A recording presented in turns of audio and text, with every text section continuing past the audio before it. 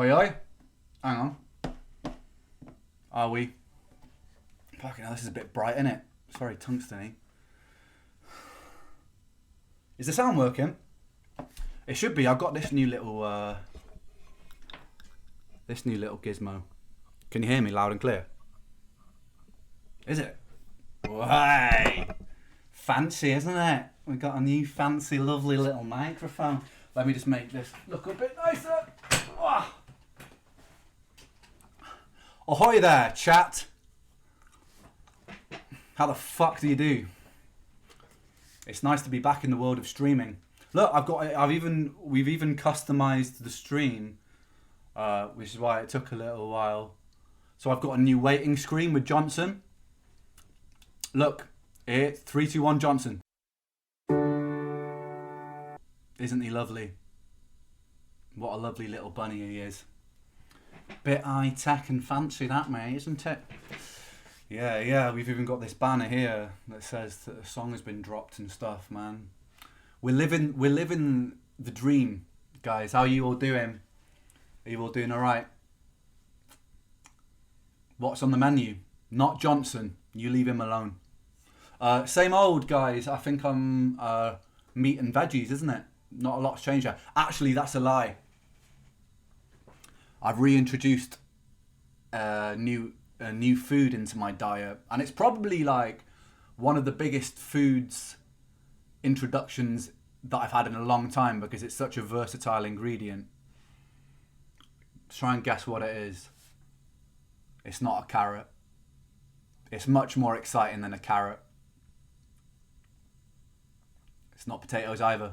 I wish potatoes would be a good one, actually. This is arguably as versatile as the potato.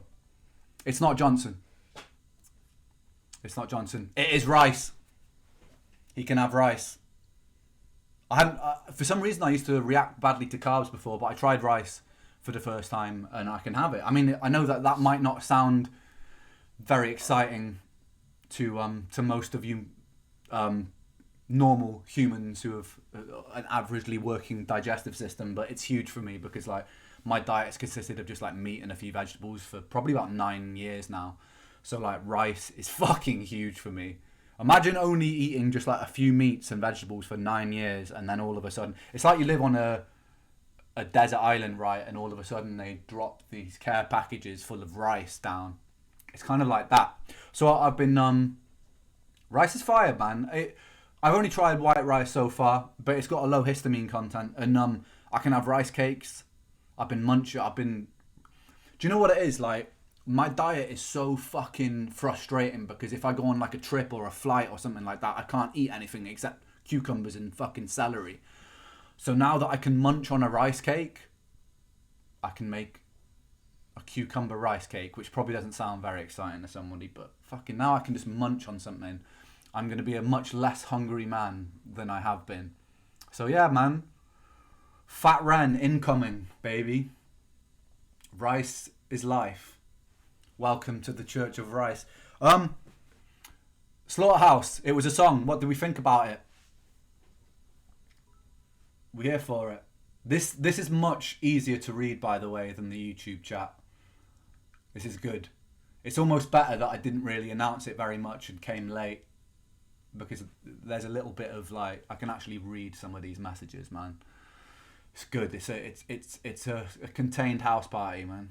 Yeah, we were liking the tune. Fire. Yeah, YouTube chat was wild, man. I couldn't read shit. Yeah, man. So this is the last hip hop track for a while. There are a couple of hip hop. Me and Chinchilla have got 2 collaborations on this record, and one of them is actually a fucking hip hop banger. And we got Daisy because like Chinchilla, she can bring the as we know from Little Girl Gone, man. She can bring that fucking powerhouse feminist rap energy, and so we got a bit of that on one of these records. And then we've also got a sad boy anthem, very much in the realms of like Chalk Outlines, How to Be Me sort of feel. But it's almost got like a James Bond soundtrack feel to it as well. It's one of my favourite things I've done in a while, actually, that. And there's a few others as well. There's some There's one song particularly on this record. It sounds a little bit like Maggot Brain in the intro, or like Before the Beginning by John Frusciante, and then it breaks into this like almost like 80s power ballad is the only way I can describe it. It's mad. This whole album is quite crazy. I'm looking forward to hearing it because I'm exploring a very different side of very different side of my music. Every track on this album is produced by me. Sick Boy was a bit of, as we found out through Sick Boy, that can sometimes be problematic. But every track on this album, all the instruments, I'm using no samples. All the instruments, all the drum beats, everything is created by me on this record. It's all mixed by me and it's all mastered by me. It was just kind of like, I wanted to do it from my soul, really. Like, I wanted to give myself the challenge, because Sick Boy, I sent it to an amazing mixing engineer in Germany called Fred, and he helped with the mixing and mastering. But this one, I was like, you know what, I'm just gonna knuckle down and do it myself. So Sick Boy, Slaughterhouse, sorry, this last record, that was all mixed and mastered by me, and I'm proud of it, man. I feel like it sounds crispy. Do you know what I mean? It sounds crispy. So this whole record, I wanted to give myself the challenge of mixing and mastering the whole thing. Oh, that's actually the most important question I've read. My toe, the black nail dropped off about 4 weeks ago, and now it just looks like some sort of deformed new nail, like sprouting back into existence. It looks pretty good, actually, compared to what it did. It looks a lot healthier. Yeah, my toe is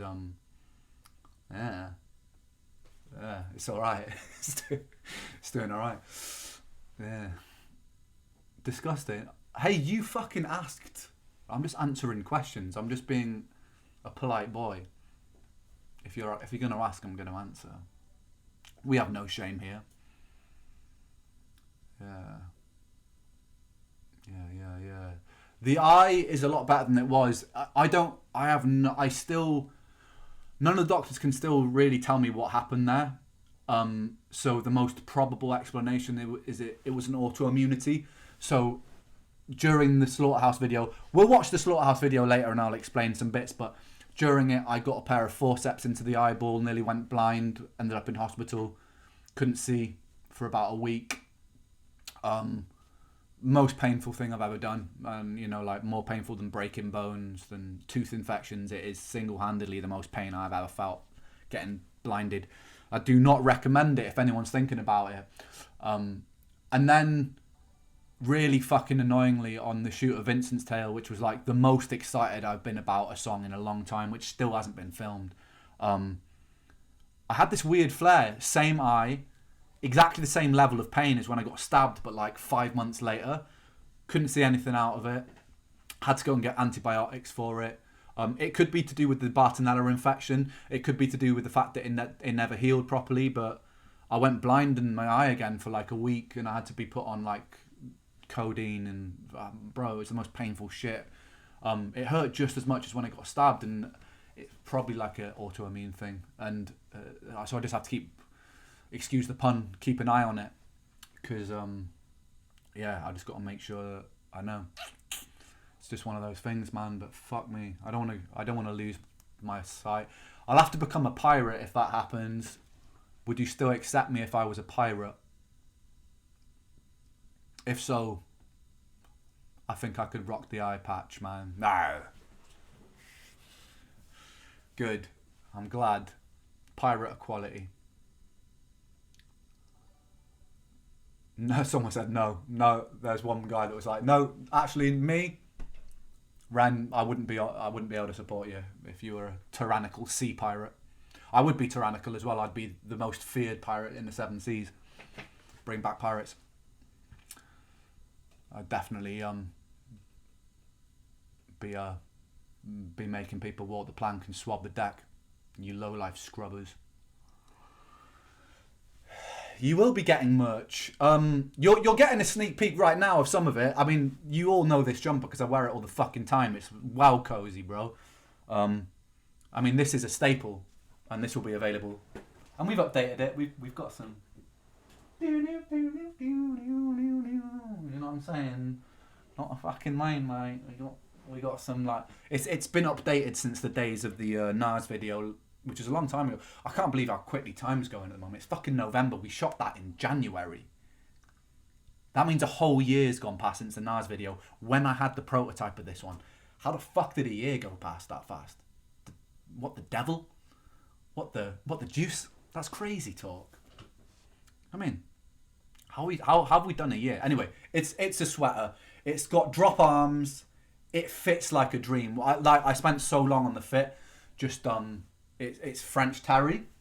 If you're in the textiles industry, you'll know it's quite high quality French terry. Yeah, it's well cozy, man. And these are also French terry. These are the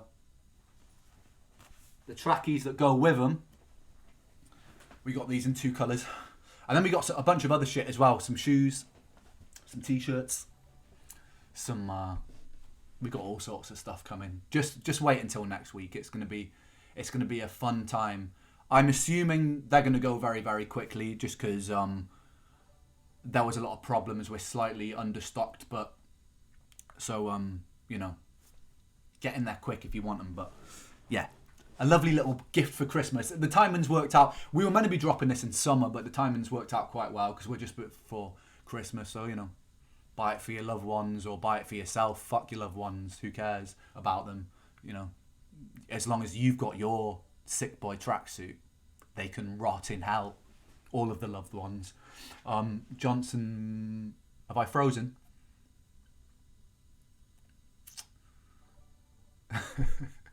I'm only joking. Don't fuck your loved ones. Unless they're not related to you. It's not frozen. Good. A beanie. There will be a beanie as well. But okay, so I'll talk a little bit about it. I've been working very hard on creating a clothing line independent of my merch. So this is going to stand on its own. You know, there's been a few musicians who have done it before. You know, like Kanye's done it with the Yeezy stuff, and I just kind of I want that to grow as its own little baby and entity, independent of me, so that it can be its own thing. You could discover it without necessarily knowing my music and stuff like that. The quality of what we're making, I believe, is like some of the stuff that follows this is even better, and I really think the quality of what we're making is awesome. There's a little sneak peek of this thing. We've been doing a lot. I don't know if anyone remembers the Bernie skate jeans from back in like the 90s. They were fire, but basically we've made like, these are a bit older sampled now, but we've got some like Bernie style skate jeans. We got the old sick boy. I love the attention to detail on some of the like the pop we got on the back of the pockets here too. Oh, very lovely. They're basically like those baggy 90s fucking skate jeans. And we've got these in different colours as well. We got jeans in black as well. But this is denim. The cool thing about these, yeah, is they look like tracksuit bottoms. And what always bugs me in England, I don't know if it's the same in America, you'll have to let me know. What bugs me in England is they won't let you in clubs if you're wearing trackies, because I just love how trackies look, man. I'm a little chav at heart. So like, you can go into clubs with it, and it's so satisfying. I've tried it out. You queue up for the club, and then you get there and the bouncer's just like, can't come in, mate. And I'm like, why the bloody hell not, mate? And I fully know what's about to occur, because it's happened a few times now. Can't wear trackies in here, mate. And I'm like, touch my legs. And they're like, what? I'm like, touch my legs, I said.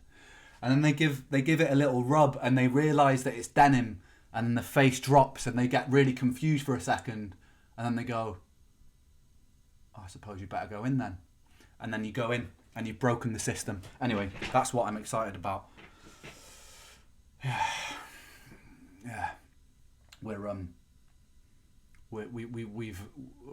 gone through the back door with a Trojan horse of denim. So there's lots to be excited about, basically, about these clothing lines. But yeah, no, it's cool. It's cool. It's kind of like rooted in it's rooted in a lot of like oversized, like Fear of God, slightly inspired, but also like 90s hip hop, 90s skatewear, kind of Korean hip hop fashion style. I'm a bit of a, as you know, I love all things kind of like fashion from that era. So I've decided to create my own clothing line. And then Rand merch is going to be separate. There is a bunch of new stuff coming there with just like beanies and caps and just like high end t-shirts and all of that sort of stuff. So that will still exist, but this is kind of like an independent entity from that. And there's also some very fucking exciting stuff coming, which is accompanying it, which you'll see next week. So keep an eye out for YouTube next week at the same time.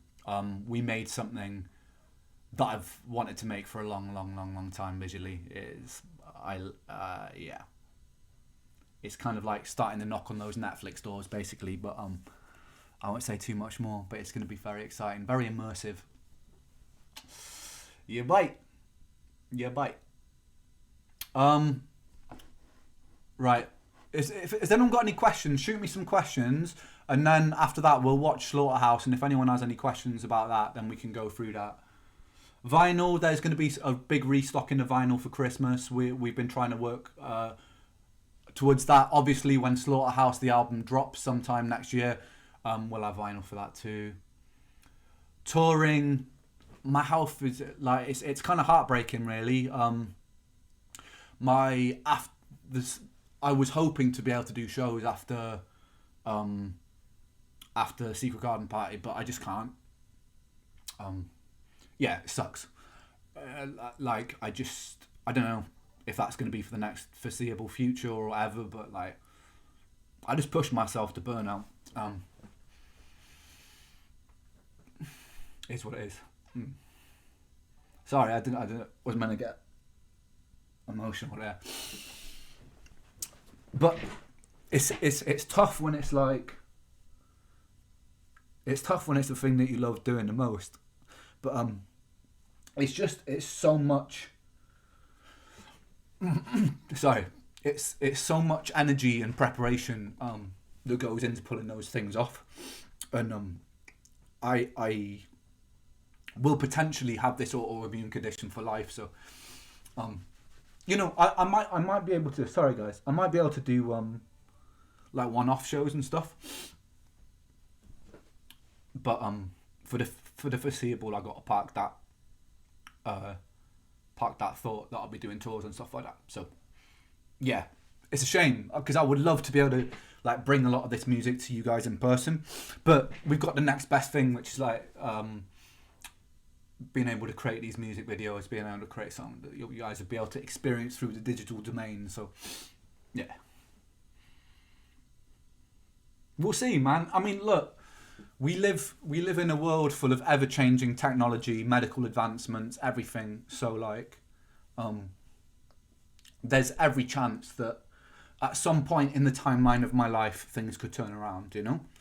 And but it's also, I think it's also good to be like pragmatic about these things, and it kind of protects myself and it protects my own mental health to also be kind of grounded in realism as well as optimism, which is why I can't just be like, oh yeah, I'm working towards touring like in 6 months time or something like that, because if I let myself down, or if I feel like I'm letting you guys down, I feel like I've let myself down. So it's better to just kind of just be like, stay grounded with it all, you know? Yeah. So I don't mean to get, it's just, it's heavy. Like, I know that I'm in like, I guess like the times that I choose to get online and show my face, especially like on Instagram stories and that, like, I usually do it when I'm feeling like a bit in higher spirits and stuff. And man, like this past 2 months has been horrible. I won't lie. It's been horrible. But I'm getting to a better place, you know. I'm getting to a better place with it, for sure. But I have been spending most of the time in bed again, and I think because I went through that for so many years pre my stem cell transplant, and it got almost just as bad for a second there. It kind of like triggered a lot of PTSD, because there's nothing kind of scarier for me as somebody who lived in that place for years. There's nothing scarier than the thought that I could end up back there. So when my body starts shutting down, it's not really just the symptoms that I have to deal with. It's that fear or that memory of a door that I closed very fucking tightly, you know. So yeah, it's people will know it, man. Like people who are watching, who are going through things like, you know, like ME, Lyme disease, long COVID, fibromyalgia, POTS, fucking Crohn's disease, all these autoimmune conditions, they'll very much know that, like, that feeling of, even when you're having times that feel really good, there's also this kind of ever lingering feel of caution of like, you could just end up back there. And yeah, it's something that I'm working on. Obviously, I haven't emotionally completely dealt with it, otherwise I wouldn't be getting so emotional about it. It is what it is, man. The good thing is I'm still here, and we're all still here. And yeah, man, I think it's not just my health that's been making me feel overwhelmed recently, man. It's like, I feel like everybody feels this kind of collective dissonance at the moment of like, it just feels like a little bit of a weird time. I don't know if anyone else kind of taps into that feeling. I'm not saying this to try and get pessimistic. It feels like the world in nearly every country, there's massive hyperpolarization at the moment, and I just think it's so important in a time like that where you feel this kind of sense of dis-ease in yourself, if you're going through sickness or not, if you're completely normal, but you're looking at the news and you're turning it on, or you're logging onto social media and you're seeing everyone bickering about X, Y, Z, it's very easy to start feeling a little bit just like disjointed and discombobulated, and I've definitely been feeling that recently. But I think it's so important to remember the power that we have in spaces like this, and the power that we have simply in like social spaces to be an antidote for that. And you be an antidote for that simply by talking, listening, not judging too harshly, understanding that if you walk in somebody else's shoes, you probably have the same opinions of them, and just try and be the person that fights against that cognitive dissonance and that hyperpolarization. Just trying to be somebody who is an antidote to that, because regardless of what our political stances are, what our life stances are, we can really, just by kind of not being so harshly on the offence, either taking offence or giving offence, we are contributing to a better world simply by our behaviours and by our willingness to listen, to mediate and to love, which is the most important one, is the love. Like, it's vital. It's vital right now to give love. I don't say that lightly. Anyway. Woo! Mental musician ranting. Woo! Let's watch Slaughterhouse, innit, man? Let's watch Slaughterhouse, and then if anyone's got any questions as they pop up, like, just hit me about it. I'll talk a little bit about it, and then I'm gonna bugger off because I wanna watch some of the reaction videos and stuff. Knox gave me a call before the video dropped, and he said that he was really excited about the reaction video he made. So I'm gonna get on and or I'll just watch it with you guys. If you guys want to watch it together, we can do that too, man. Yeah, we can do that too. But let's watch the video first together, all as one. Oh, the fuck was that? I might come off Twitch, put some food in the oven, and then fix it, and then come back in like 15 minutes or something. Right, I'm gonna do that. I'll be back in 15 minutes, guys. Go and do whatever you want to do for 15 minutes. Have a cup of tea, have a cigarette, have a, whatever you need to do. Satisfy yourselves. And I'll be back in 15 minutes, hopefully with this situation sorted out. Mwah. Adios. Right, I think I've sorted it. I don't know, but I think I tested it, and I think I've also got a blue mouth now. That's methylene blue, that is. The pill broke in my mouth. So I've got the mouth of a Smurf for this part of the stream. Ah, that's fucking right. I've got a blue tongue. Do you know that this stuff... Wait, hold that thought. Hold that thought.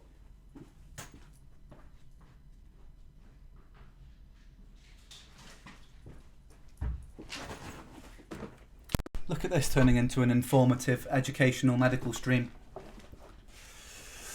Is the sound alright? It's not burning your eardrums off, is it? Yeah? The sound alright?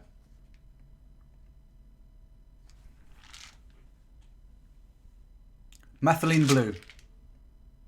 Is there anything on this that could be bad for me to show on camera? I don't think so. Anyway, just in case, this is methylene blue. It kind of just helps with mitochondria. It helps with killing off pathogens in your body, and it's bright blue, and it turns your pee blue and your tongue blue if you let the pill burst, which you shouldn't, but I did because I'm fucking reckless, mate. But yeah, so it helps if you combine it with red light therapy. And even with hyperbarics, it really helps. I think it donates a molecule to the ATP chain or something like that with mitochondria. So it helps your body create more energy, which is always good when you are fighting an illness. The more energy that you have, the better. So it helps there. It's known to delay neurodegenerative diseases like Parkinson's and stuff like that. It helps your blood carry oxygen. So it's got lots of benefits, and it also targets things associated to Lyme disease. It can make you feel a little bit worse when you first start taking it. This isn't a recommendation to go and take methylene blue if your doctor hasn't told you to, but my doctor has, and that's why my tongue is blue. But yeah, it's good to combine. I'm on like I'm in my health nerd arc right now in a massive way. Like with my, if anyone of you guys follow me on Instagram, you'll see that I've got my hyperbaric oxygen chamber. I've got an infrared sauna. I'm using stuff called red light therapy, which helps helps inflammation, helps ATP production, helps mitochondria production, helps create collagen, keeps you looking young, which is good if you're in your 30s. Lots of benefits. Some people use it just for anti-aging stuff. So they use it for their skin, they use it for hair loss, they use it for stuff like that. But I'm primarily using it for its cognitive and inflammation benefits. The same with hyperbarics. They're not a cure, but they are very helpful to manage autoimmunity. Yeah, man. Of course, late 30s counts. I'm nearly halfway, man. So we'll have no age discrimination here, alright? My fight against Meta. I mean, I haven't been banned off Instagram. There was about 15 things in the past 48 hours now. Maybe more now, actually. Posts, stories that got removed. And it's difficult to know whether it's coming from Meta or if it's probably coming for somebody mass reporting the stuff. But because we've communicated to someone at Meta, they won't be deleting my account, which is good because I spent fucking ages building the following that it's got. But it's all about pretty sus. But I don't know what's going on there. Maybe I've been put on the problem list by the deep state. They've seen me as too much of a threat because I say things like, "Hey guys, maybe we should be nice." Hey, just a weird, crazy out there thought. Maybe we should be nicer to each other and try and work out a way to build a world with less conflict, and maybe stop making money the messiah of everything, and actually put human life, human well-being before those things. But it's a crazy world we live in when saying things like that make people shout at you. But I get a lot of people shouting at me for saying things like that. How dare I? How fucking dare I? You know what I mean? But we should be creating a world where we don't put profit over ourselves. Money is a tool created by people and it dictates how we decide to live. It overrides morality. It creates suffering if we let it. It's a tool. It's a means of trade that we've let become far more powerful and convoluted than it deserved to be, and we suffer for it. And we need to stop giving it so much precedence and power, because the power is here, baby. The power's with us. It's how we interact with each other. It's from creativity. We're all creative beings, and we can all carve out a much better world than the one that we've ended up in, and the one that we've created, and the one that we ended up with, because you have a lot of systems. Plato said this, that all systems will inevitably reach a point where they start internally combusting, because it is within, Plato believed it was in human nature for all systems to eventually become totalitarian and then collapse in on themselves.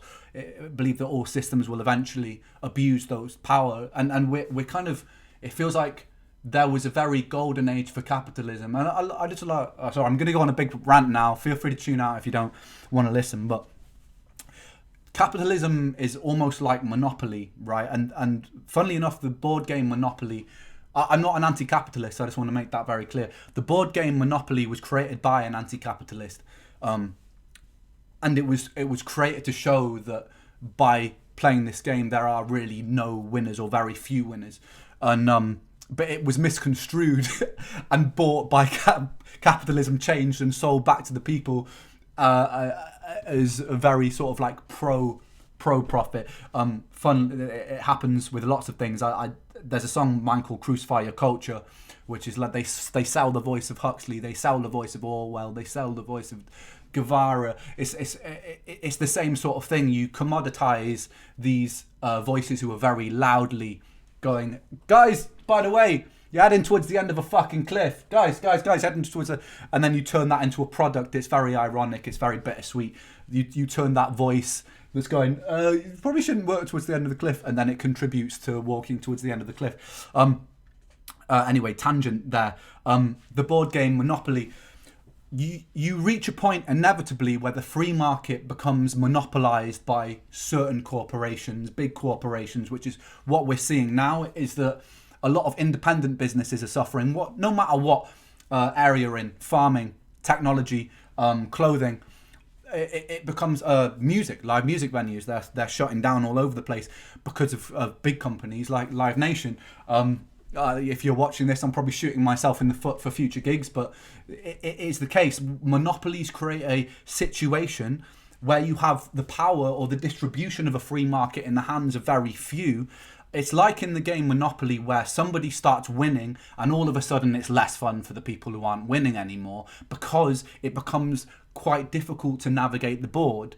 It's a very simplified way to look at a free market, but it's actually what's happening right now, is that you have entire industries that are being bought up, and independent companies who succeed are then approached by these bigger market companies, and they are enveloped into the system. It's like Innocent Smoothie being bought by Coca-Cola.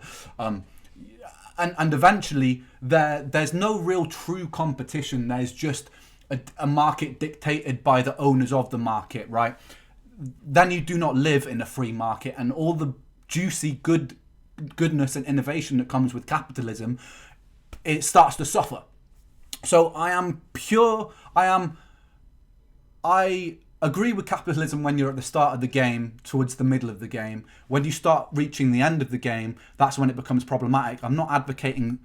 A lot of people hear things like this and they go, well, socialism doesn't work, fucking communism doesn't work. I'm not advocating socialism or communism. Those systems do fall victim to corruption quicker than capitalism, because it's been shown time and time again in history.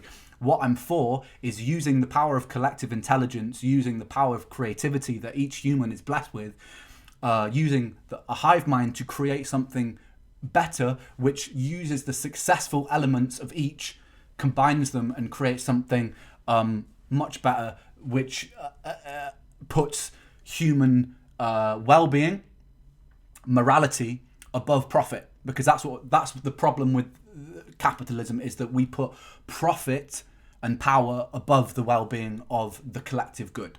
If you reduce it down to its simplified form, that's the most problematic part of it.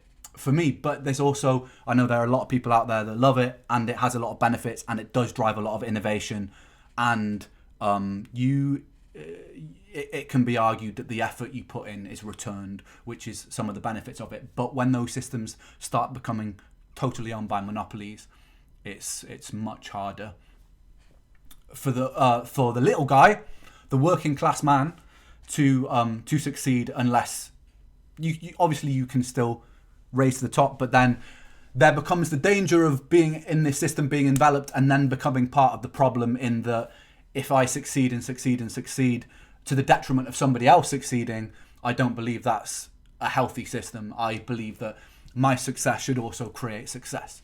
It should be a contagious thing, and that's why I think that we need fundamental changes in the system that we have, because it's very obvious that we're reaching the end. It's like coming back to the Plato thing. We're reaching the point where corruption has started to take hold of these systems of being, an abuse of power has started to take control, and we're all here now reading the news saying things like World War III imminent, because the players of the game who are a little bit higher up that ladder, that monopoly ladder, who own more pieces, more land, more property, have decided so. And yet it is the everyday common working class people who want no part in those games who suffer the effects of war, of things like nuclear war, and the power. Make no mistake, the power is in our hands. The power is in our control. It's in you, me. The power lies with the majority. The majority are usually the people who aren't abusing these systems of power.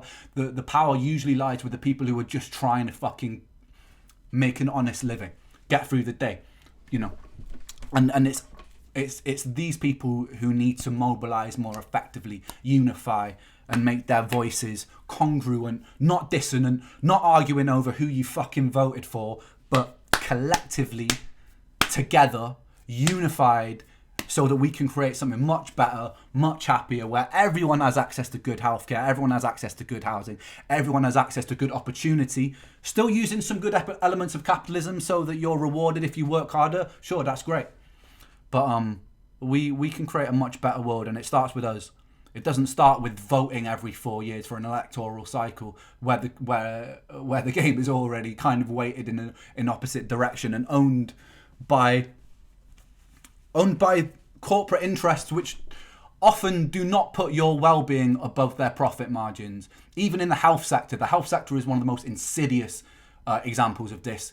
Big companies like Pfizer, monopolies upon medication, monopolies upon patents, and things like the FDA cracking down on a lot of independent health, innovative schemes and stuff like that. I think it's fucking criminal, and that's because we live primarily in a world motivated by profit and not primarily motivated by the collective good of humanity and people, which it needs to be, man.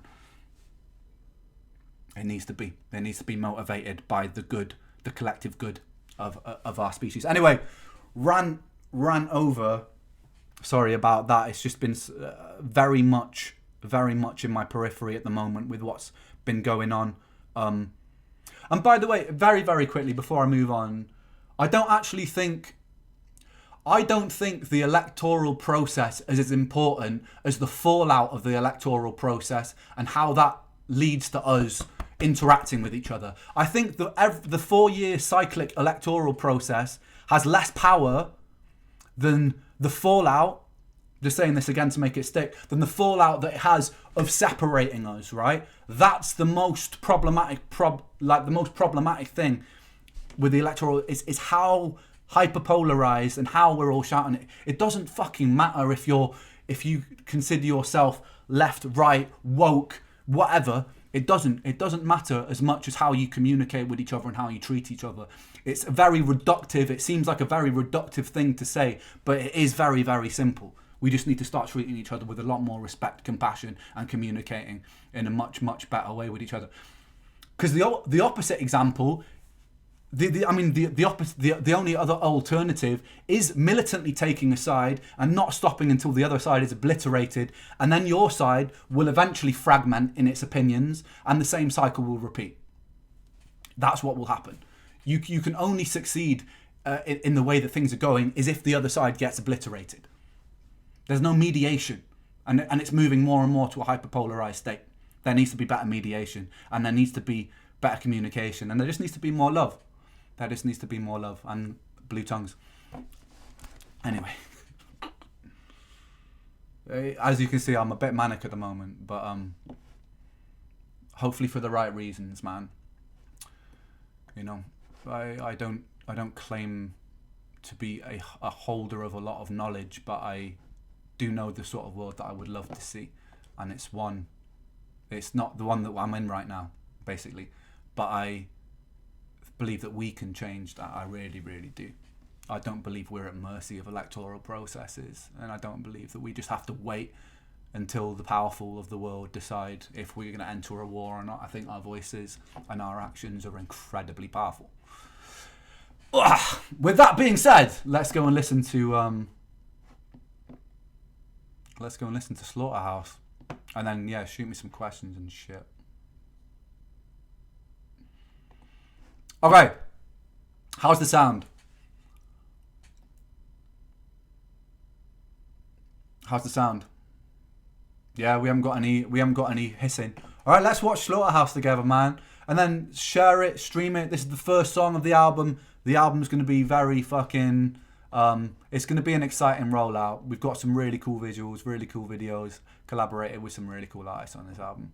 But anyway, let me put this over here. Let me full screen this batch. Look, there we go. There's Putin over there. Looming nuclear attacks. Lovely fun, all good fun. Let's listen to some music and pretend like the world is not on fire.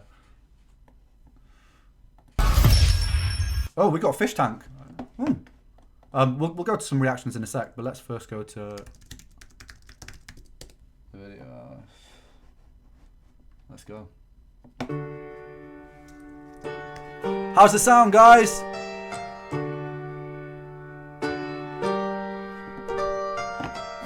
Somebody, anyone help. Anyone help, I've been going through hell. Hell, I've been going through. Hell, I've been going through. I've been at odds with myself. I've been so lost in my health. I've been feeling like deleting myself. Man, I've been going through hell. Walls are closing for the chosen bodies. This scene was cool. We had like a camera on a massive bit of scaffolding super far away, so we had that super slow zoom in as well. Reactors, I know that there'll be a load of reactors trying to break this down. Elysium, Tartarus, and Gaia. Does anyone in chat know what that means? We've got a little bit of historic knowledge and language. No? Greek mythology. Yeah, it's the different realms of spiritual existence. We've got Elysium, which is the best part of heaven, essentially. And Tartarus, which in Greek mythology is the worst part of hell. And then we have Gaia. And this is Gaia. Earth is Gaia. So the three realms. Its relation to the song. The song obviously is a lot of, it's kind of like the introspective world of having a chronic illness. Lyrically, that's kind of what it symbolizes for me. It can symbolize whatever. It's art. It's open to interpretation, but that's what it symbolizes for me. And the three realms of hell, of heaven, and earth. Hell in chronic illnesses for me is when you're really in the symptoms and you can't really see a way out. Heaven is hope. Heaven is the greener grass that you're always striving for. Heaven is the days where your symptoms are merciful and you feel normal and nice. And Gaia is dancing between the two of those things and trying to make sense of it all. Gaia's earth. Gaia is almost the luminal space between Elysium and Tartarus. The luminal space between heaven and hell is where we live right now, trying to figure out what the fuck we're doing here. And this is a very sort of Kendrick Lamar inspired intro. Somebody, anyone help, let's go. Somebody, anyone help. Anyone help, I've been going through hell. Woo! Hell, I've been going through. Hell, I've been going through. I've been at odds with myself. I've been so lost in my health. I've been feeling like deleting myself. Man, I've been going through hell. Walls are closing for the chosen. Bodies ripped up, zipped and frozen. One by one we'll all fall down. Welcome. Also, I just want to big up Kit. Like, her voice on this is fire, man. Yeah, Kit's on this album a fair bit, man. When I was in Canada, she was just like, we made some fucking awesome songs. Her voice is great, and her like melodies are so good as well, man. It's a bit like, she reminds me a little bit of Skylar Grey, who does a lot of stuff with Eminem. It's just like one of those voices that is understated but just like fits and works, man. And she did the artwork and stuff for this as well, man. Fucking awesome. Very, very cool. Come to the slaughterhouse.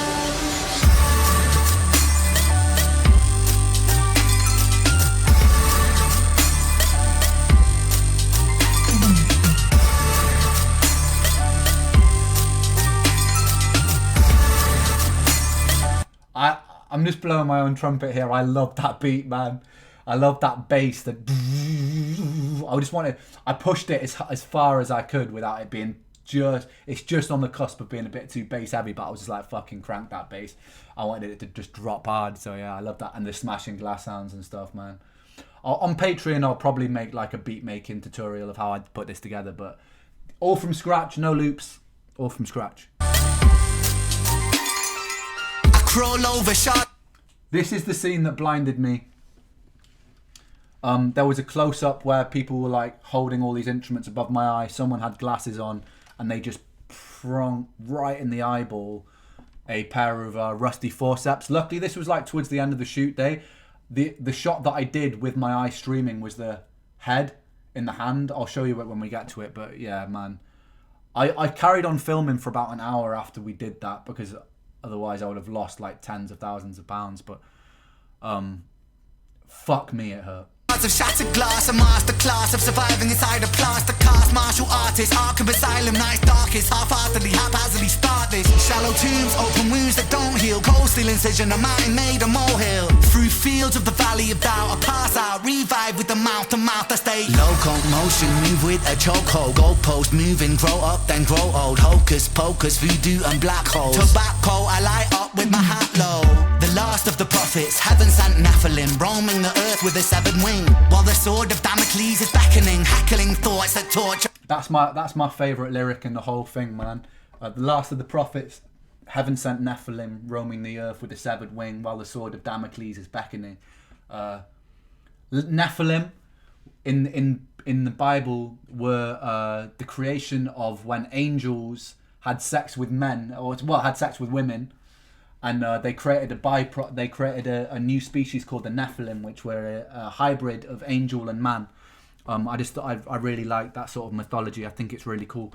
And the sword of Damocles is kind of like this impending sense of doom that comes with success. So it was quite like it's with when you're heading in the right direction, the forces that be which try and pull you from that direction is the sword of Damocles. So I really like that as a concept, because it's definitely something that I felt. It's like when people say, oh, again, looping this back to sort of like the world that we live in, people are like, when you make it, that's when you're going to be happy. When you reach your successful point, all the things, or when you've got money, that's when you're going to be happy.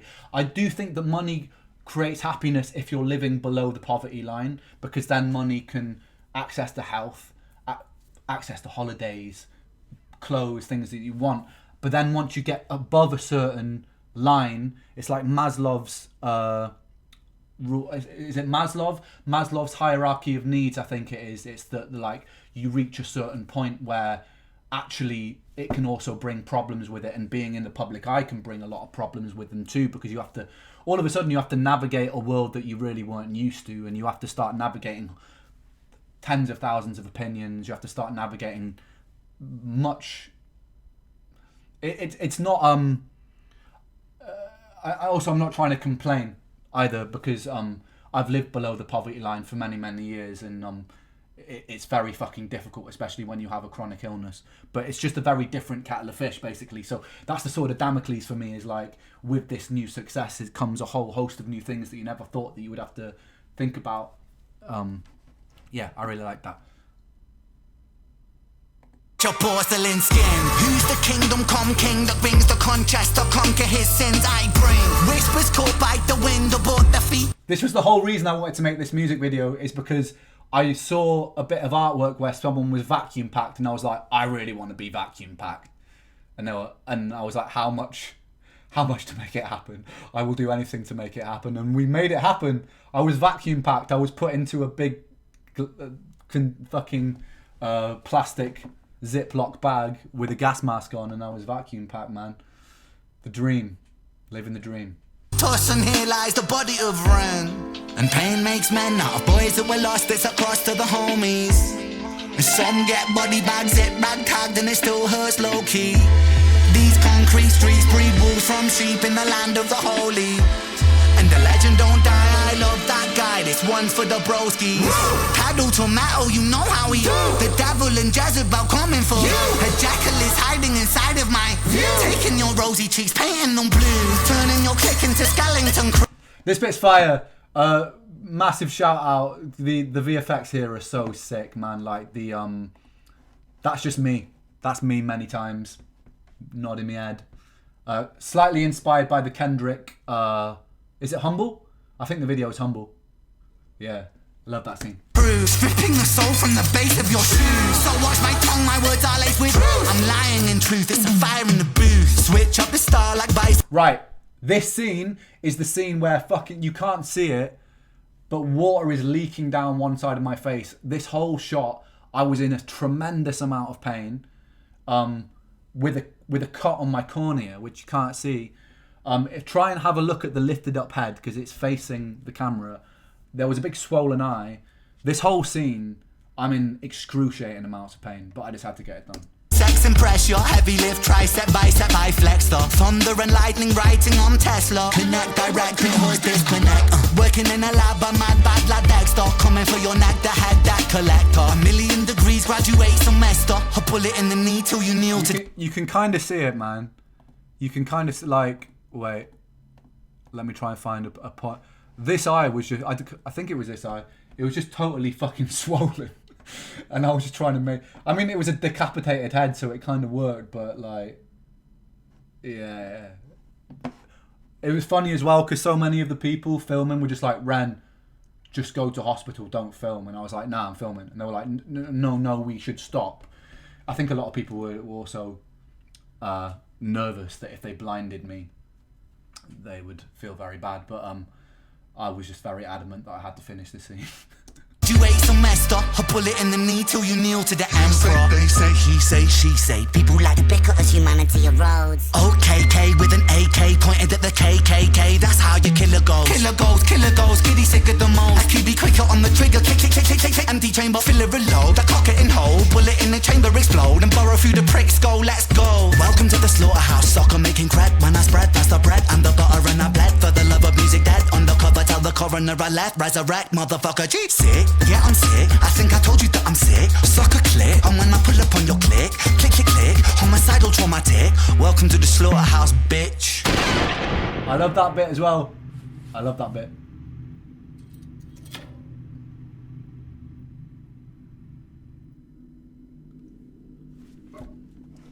Yeah, so that's the music video, guys. That bit, I don't know if you caught it. You probably caught it. The theme is me killing myself throughout the video. How we are our own worst enemy sometimes, especially in the realm of mental health and things like that. But it's and it's also I really liked this shot as well. It's when I shoot one of me and then all of the incarnations of me die as well. I think that VFXly, I don't know, I just think that's really cool, and metaphorically that's really cool as well. But yeah, man, I had a lot of fun making that video. Have any of you guys got any questions about any of it? A murder fractal, yeah, man. I like that shot. Yeah, yeah. Who filmed it? So this was one. This was a rare one that Sam or Luke didn't do. It is a a production team in Canada, because we filmed this out in Canada. I think it was like May or April we shot this one this year, and it was a production team called Ramble. They're fucking great guys. We shot about 3 different music videos out there with them. This is the first of 3, and the other 2 are coming soon. They've got kind of this kind of same feeling, which is a bit like grindhouse horror, like 80s. I don't know if you ever saw the Tarantino grindhouse movies, like the one where that girl's got a machine gun for a leg. I've forgotten the name of it. They were really cool, man. Death Proof, yeah. I took a lot of inspiration from that for the visuals of this whole album. We kind of stay in that same theme. Just like 80s horror, man. I love it. I fucking love those sorts of movies. So that's kind of the vibe that we went for. I think they did an amazing job with the music video. So big them up for the lighting and scenes. Edited by yours truly. I think I did a good job there too. Yeah, man. I'm fucking excited. I was in the vacuum bed, I don't know, about 40 minutes, something like that. 40 minutes. I actually liked it. I liked it in there. It felt like a big hug. It felt like a big plastic hug. It was nice. Yeah. Are some of the lyrics at the beginning mashed together from songs for the Sick Boy album? Not intentionally. I mean, I do a thing a lot where I will like... Hang on, let me move the screen over here so I'm not looking over there. I do a thing a lot where I use reoccurring themes and lyrics in my... I really like to do that, like reinforcing certain lyrics and themes, almost like a little signature throughout songs. I don't do it because I'm lazy. It is intentional, where there'll be like a line here or that makes you think of another song. I really like... It's almost like the Marvel universe, you know, where you have like things that cross over. I like to do that lyrically. It's just something.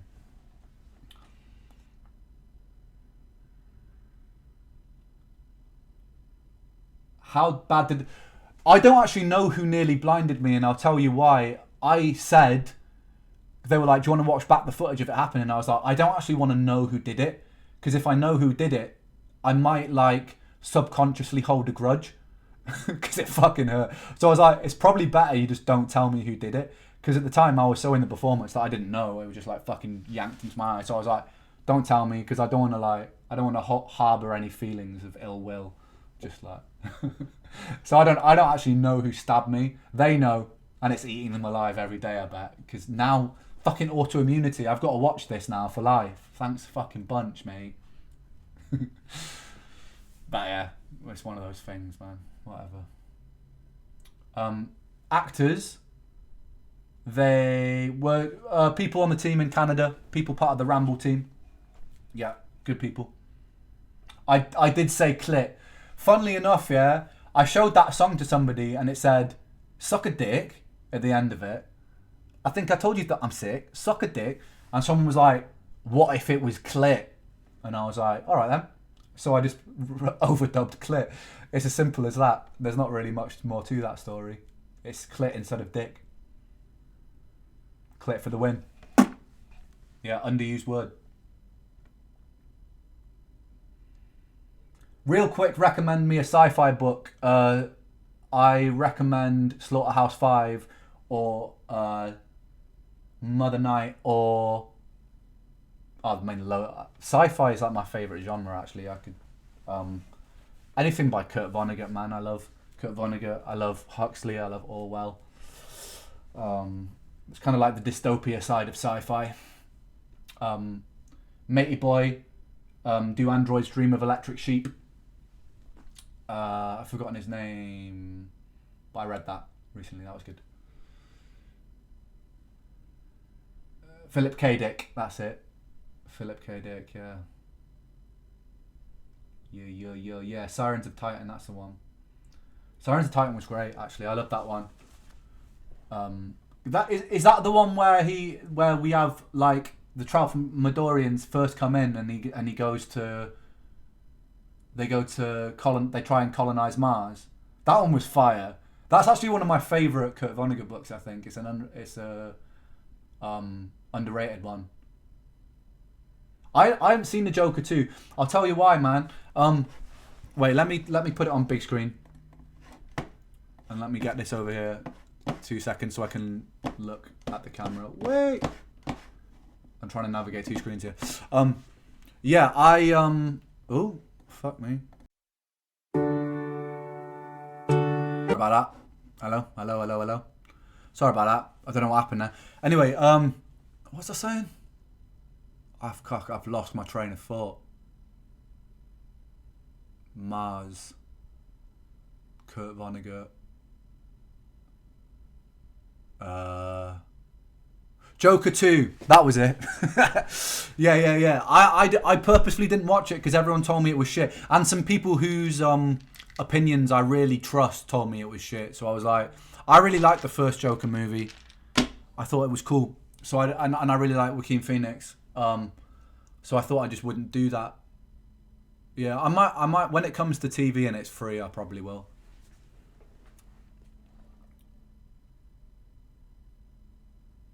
Yeah. Funnily enough, Big Push reunion. I was with Romain today. We were hanging out for a little bit, man. I'm always knocking on that door, man. I'm always bothering the boys to do it, but Romain is fully up for it. I'm fully up for it. Goran and Glenn, they're the ones you got to convince, man. Glenn's in Ireland working in a pub, living the Irish life with his wife. And Goran is a nomad who likes to travel the world. So like, you'll have to convince them. If they're up for it, like I've said this multiple times, I'm always up for it. Always up for it. So yeah, man. I mean, me and Romain are fully in, man. If you can convince the other guys to come down to Brighton for more than like a month, we can probably do some shit. You know, I'm always up for a bit of a bus. You know, I was talking about touring and stuff earlier and got upset. Busking is one of the things that I can do because, like, I can just decide in the moment if I go. And it's also, I just improvise. Pretty much like all of my busking sessions, I never play the same thing. Or I never play a song the same way. It's pretty much mostly like, I know the words and I know the chords, but all of it in the moment is just improvising. So it doesn't take a lot of work. So like busking is something that I will still do, but I don't really like going by myself, man. Like for me, busking is a collaborative experience when I get the most joy out of it myself. I don't get so much joy out of it when I'm just by myself. I really love bouncing off someone else. So yeah. I like if I'm gonna start busking again, it's gonna be very fucking different because while I was busking last time, like I probably had like a 10th of the size of the following I've got now. So it's gonna be fucking manic if I go now. Secondly, like I don't know what the secondly was, just that one. Yeah. But yeah, I'm always up for a Big Push reunion, man. I love those boys. And I love doing it, man. It's fucking great fun. The Little Push. Yeah, me and Romain have spoken. I mean, me and Romain went busking ourselves a few times too. There's just something so satisfying, man, about having a drum kit and bass and stuff there. There was just something magical about that synergy of us four, man. Which is probably why we haven't. You know, like I've been busking with Romain a couple of times, but I think the sentiment is the same, that we all love playing together as the four of us. Like, there's just something kind of magic about that combination. And we kind of want to do it like that, you know. That's the way that we learn all the songs. That's the way that we... What's that big thumb that appeared on the screen? Where did that come from? Why does that keep happening? What are you? Oh, okay. Anyway. Yeah. The high note in War Pigs. Which ones? We both did. Because Goran did the "Did it with my woman." But I did the Jim was gathered in the masses. You know? Woo! Did you guys listen to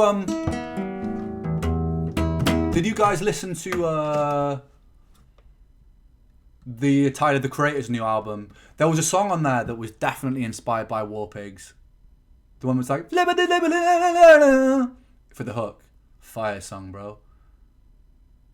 What was that song called?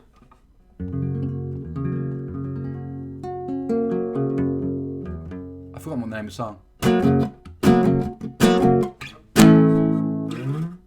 But yeah, in the buskin version, Goran did the high.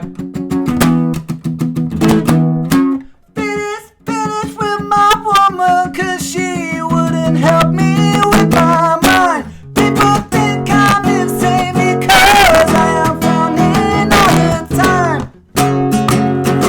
Etc. He did the high one, I did the low one. But then I did the Generals gathered in their masses, just like witches at black masses. You know, all that shit. All that shit, mate. Oh, are we peaking? Hang on. 1, 2. It's because the Aussie voice is loud, innit? Let me try and turn that down. Generals gathered in their masses. Are we still peaking? Thing is, I can't hear shit. Is it still peaking?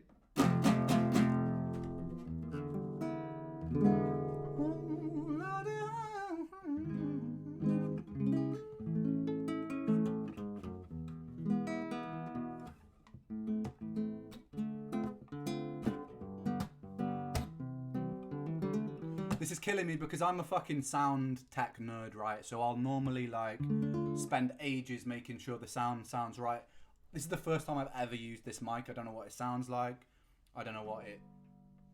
I haven't EQ'd it properly or anything. So like, I just want you guys to know that internally right now, I'm suffering. But it's okay.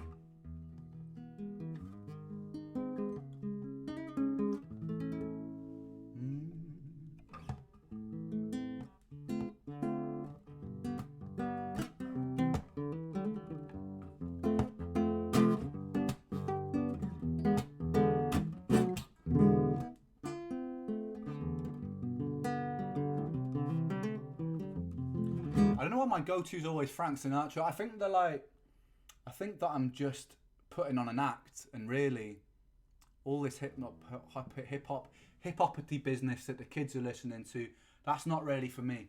And I'm really a crooner. I always was a crooner.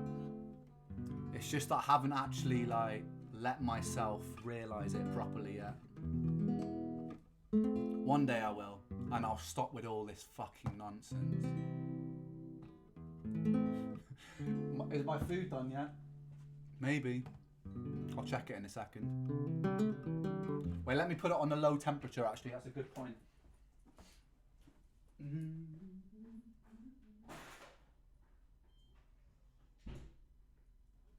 Fly.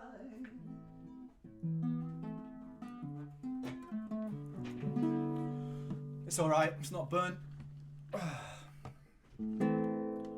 Fly me to the moon and let me play amongst the stars. Let me see what spring is like on Jupiter and Mars. In other words, please be true. In other words, I love you. Fill my heart with song and let me sing forevermore. You are all I cherish, all I worship and adore. So funny, I keep seeing my blue tongue and forgetting that it's there. In other words, yeah, I don't know why Frank Sinatra's my go-to on this.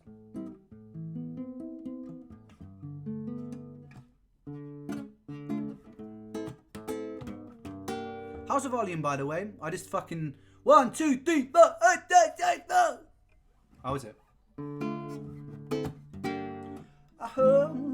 I saw you gave my letters back and my LP records and they're all scratched. I don't see a point in another day when you don't listen to what I say. I guess you go with confidence.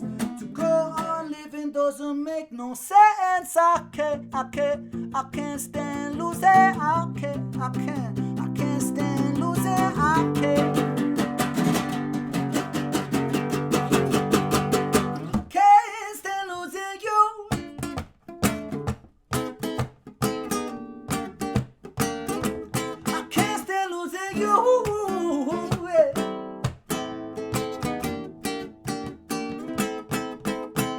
I guess this is our last goodbye, and you don't care, so why should I? And you'll be so sorry when I'm dead, and all this guilt will be on your head. I guess you call it suicide, but I'm too full to swallow my pride. I can't stay losing. I can't stay losing. I can't. No, oh, yeah. Yes, I can't stand losing. I can't stand losing. I can't. No, oh, yeah. Can't stand losing you.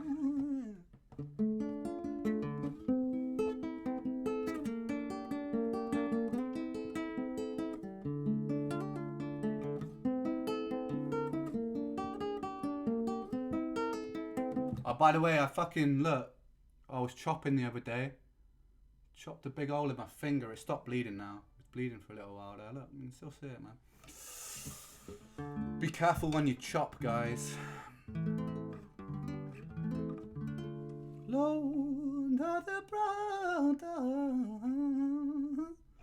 Next time I'm gonna look into this sound because it'll be nice to dial this in properly. I don't know if you guys, if there's any like proper old school followers of what I do, you'll remember back in the days before High Ran, where there was like, I had a stream room that was totally black, that was like covered in chalk on the walls and stuff, and back then I used to have a much better setup, basically. Like, I had reverb on the microphones. I mean, those videos are still on YouTube, some people might have seen them, but it was just basically a much nicer. So I'll if I end up doing more of these, I'm gonna try and fix the sound just so it's as good as it can be, so that I don't internally feel like I'm combusting.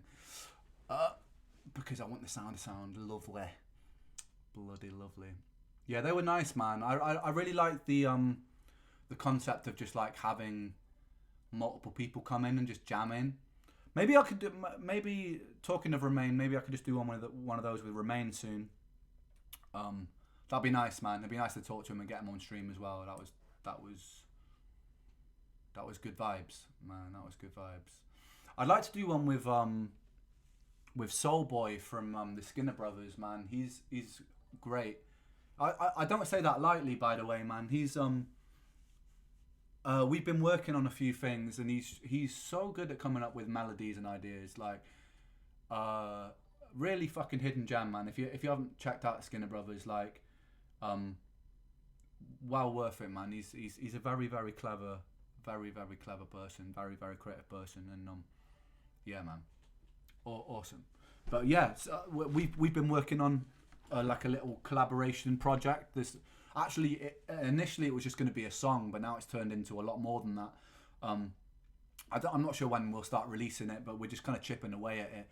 But very sort of like, I think we're on the same page with a lot of things creatively, and we probably have a lot of the same influences as well, because it's just that I don't necessarily lean into those influences too much in my solo music, but I did more so with the Big Push. But like, you know, I grew up listening to a lot of punk music. I grew up listening to a lot of Britpop and stuff like that, which really comes across in his shit, man. And it's been really nice. Or like Jack White, listen to a lot of Jack White, Jamie T, Arctic Monkeys, Blur, and Strokes and all that sort of stuff. So it's been really nice opening those doors again, and kind of and creating music that kind of occupies that space. Fucking awesome, man. Yeah. Emo Ren is kind of this album. Like, there's a lot of sad boy tracks on Slaughterhouse. It's yeah, man. Like I say, like Slaughterhouse was probably it's like one of 3 hip hop tracks on the whole album.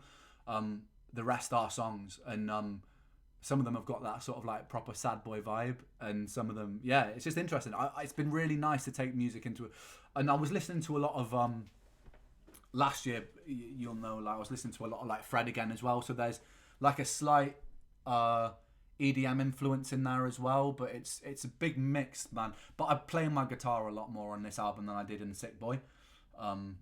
There's fucking guitar solos all over the place, man. Actually, some of my favourite guitar solos I've ever written. So look forward to that, mate. They're all coming. They're all coming. My food's fine. Whoever's saying food, I turned it right down. I turned the heat volume down. Food's fine. Merch is coming very soon. Next week. In fact, keep an eye. Follow Sickboy HQ on Instagram, and go on Sickboy. I'm on sickboy.com. Just Sickboy as it's spelt, no spaces.com. Keep watching that page. There's going to be some exciting things coming. There's a video dropping next Thursday that it's going to be very interesting. I want you guys to check that out. It's cool, man. More tongue.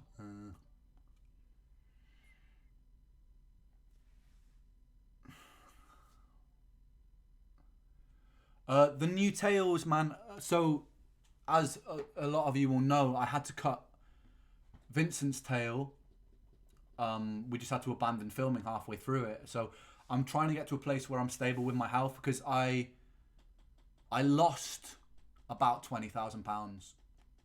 That was one of the most expensive shoots we'd done, and because my eye flared literally as we were filming, I had to abandon the shoot, and a lot of things weren't covered by insurance. So I lost a lot of money, man. So I just have to wait for the time that it makes sense to bring that. I want to do it right, man. If I do it, I've got to do it right. I don't want to cut corners on it. So yeah. Fucking hell, we suffer for the music, man. For music videos, I'm so much of a perfectionist, man. Like, I really am. I won't do it unless it's done right. And that doesn't necessarily mean it has to cost a lot of money, but this particular idea did need it to cost that much because of the size of the crew and the extras and everything and the travelling there. Like, there just wasn't any way to cut any more corners. So we, sadly, yeah, I just had to take the hit financially, and so I'm just trying to wait for a time with my health that I know that there's no risk of that happening again. Because if that happened 2 times in a row, I've lost 40k, man. That's fucking crazy. That's crazy. So yeah, I'm not gambling there. I'm waiting until I'm in a good place, and then I'm gonna do it. Yeah. Is it in the style of the previous tales? The first one, it's. I don't want to give too much away here, but like, it is, but it's also really pushing the boundaries of sound in terms of a live space. You know how like Money Game 3 was different from anything that I'd ever done, but it was still live. Imagine that, but not Money Game 3 at all. It's very, very different. I don't want to say too much about what happens, but it's really fucking musically cool, and it takes it into a very unexplored territory for me. Yeah. So it's going to be the whole tales it's really interesting, man. And the narrative is one that I think is really important in the modern world. It's going to be good. Yeah. If you like the first tale of Jenny and Screech, it kind of occupies the same kind of like feeling, but a totally different story, a totally different character. Yeah, I'd love to work with Liv again, man. Liv's gone a bit off the grid. I've also gone very off the grid. So like 2 very antisocial people meeting sometimes takes a bit of effort. Despite how fucking chatty I am on chat, by the way, I am a very antisocial person. Even though I may not seem it.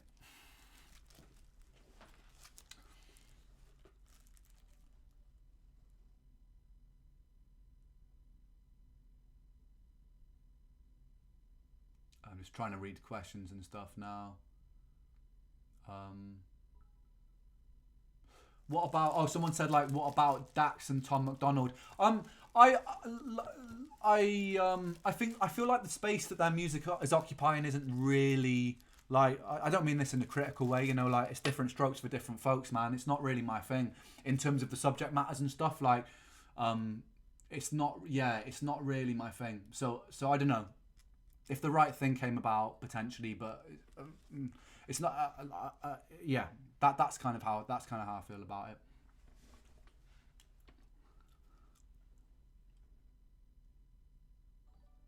Have I freed Josh yet? I'm not telling you.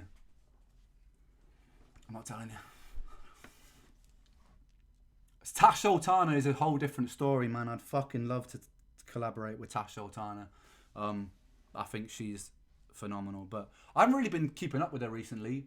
But the old, like, you know what I love about Tash is just the freedom of it. It feels like when she's especially the live session stuff, it's like it's just pouring out in that moment. You can feel that, man. I love that, man. It's why I love Jeff Buckley's live performances more than his studio recordings. There's something about the freedom of expression in those performances that are beautiful, man.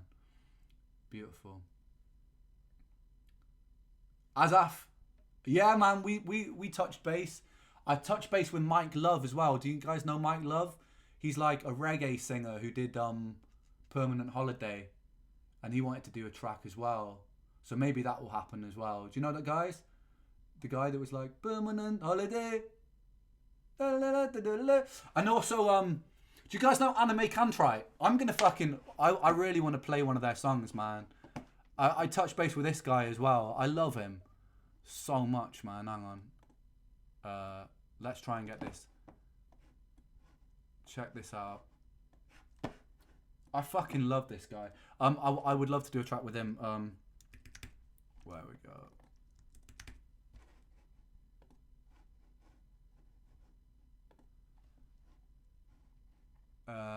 Let's go for this one.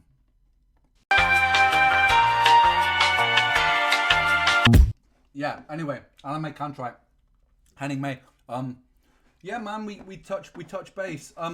And there's potentially, if we end up in the same place ever, I'd love to do something with him, man. It's funny, like a lot of the collaborations that I want to do the most are actually probably outside of the hip hop space. There are definitely people inside the hip hop space that I'd love to work with. I love to do a track with NF. I love to do a track with Kendrick. I love to track with Method Man. I love to track with Eminem, obviously. Yeah, there are a lot of people that there are some people that are so good that like, or like stylistically that I love that I still wouldn't collaborate with because it's almost like I know what flavor I am, if that makes sense. So it's like if you're making a dish and you have two really strong herbs, they might not necessarily work together. So a lot of my favorite artists, I wouldn't necessarily say that I would collaborate with them because I don't know if we'd complement each other in the right way. But I think it would definitely work with like, I feel like me and NF are quite similar. That would work. And I feel like me and Meth would really, I'd love to do something with Method Man. Just putting it out there. I know he's done some cool shit. And then in the UK, there's loads of artists that I'll be potentially working with, like Ocean Wisdom, and we've been meaning to do that for a while. We just never got around to it. There's a rapper in Brighton called RD, and we chatted a little bit about doing a song as well. So yeah, there's a lot of people in around and about in that scene that I would like to do songs with, but I'm more excited. Like a thing came up with Sublime recently, and if that comes to fruition, I'd be really, really fucking happy. Like my old like night, I'd love to do something with John Frusciante. I've let that been known for a long time. I'd love to do something. Oh, there was another one that came out as well. Yeah. Oh, my mic is quiet. Yeah, sorry, I turned it down. Wait, how's that? I turned it down while I was doing the singing. How Wait. Is that better? That should be better. Awesome. Yeah, Sting. Yeah, I'd fucking love to do something with the Police or with Sting. Very much. I'd love to do something with fucking John Lydon. His voice is still there, you know? The old Johnny Rotten. Even though he's become a massive fucking Tory. That was a funny character development arc, man. Johnny Rotten was the last person that I expected to see being very patriotically British. We all change, man. We all change.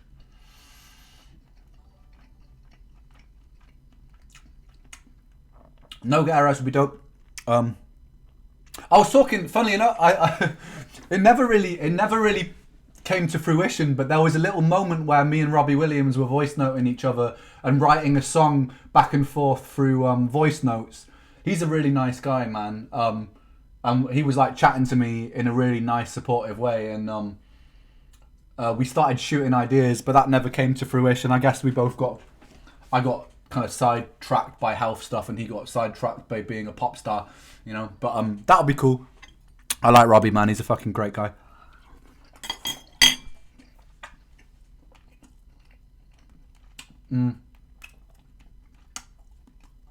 Aurora's great. Aurora's really good. Yeah, I love her stuff. I love in the same domain, I really love Agnes Obel as well. Do you guys know Agnes Obel? There's that one song. Where's that?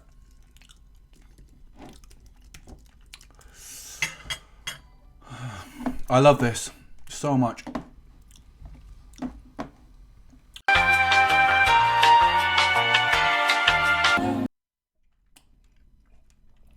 Agnes Obel, man, she's great. Yeah, if you kind of know what I mean, you'll know, if you know Aurora, you'll see the similarities there. She's wicked, man, and Aurora's wicked too. They're very good songwriters. It's just like a certain feeling that I get when I listen to either of those artists. It's really good. With Aurora, I prefer the less produced stuff, the stuff that just kind of lets her voice shine a little bit more. Again, like I probably will lean to listening to her live sessions more than her like produced stuff. Kate Bush, obviously, man. Yeah. Stevie Nicks is. I'm really sad, man. I had the chance to see Stevie Nicks while she was in London, but I was going through a bit of a burnout, so I didn't actually manage to get through it. Didn't manage to get to it, but what a phenomenal artist, man. Stevie Nicks' voice is like one of the great rock voices. Yeah, man. Sam Tompkins, yeah, obviously, man. But Sam, I've known Sam for years, mate. He's a very, very talented chap. Very, very good.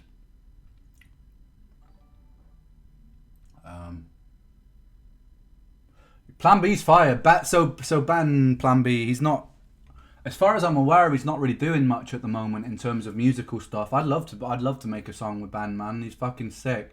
But I met him a long time ago. Like fucking years and years ago. I must have been about 18 or 19. We were working with the same producer, and it was right after they did the defamation of Strickland Banks. Fucking talented guy, man. Beautiful voice.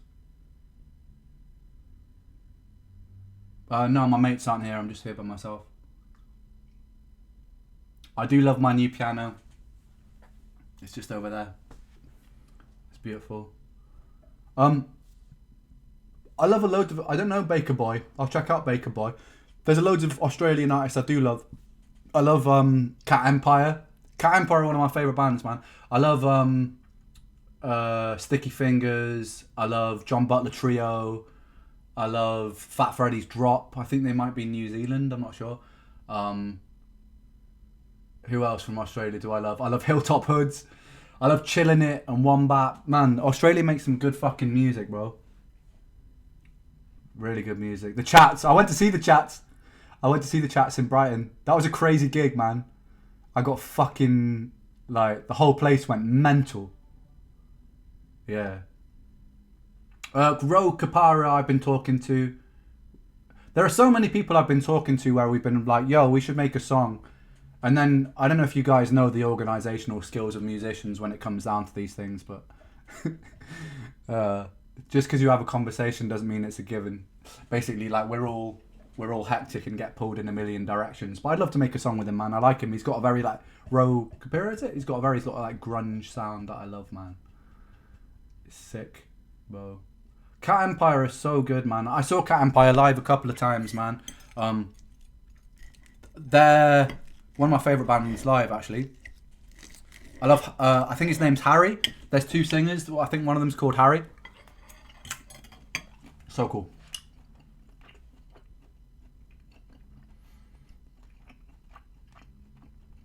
Is it Felix? It might be Felix. The guy that plays the trumpet. Oh, he left?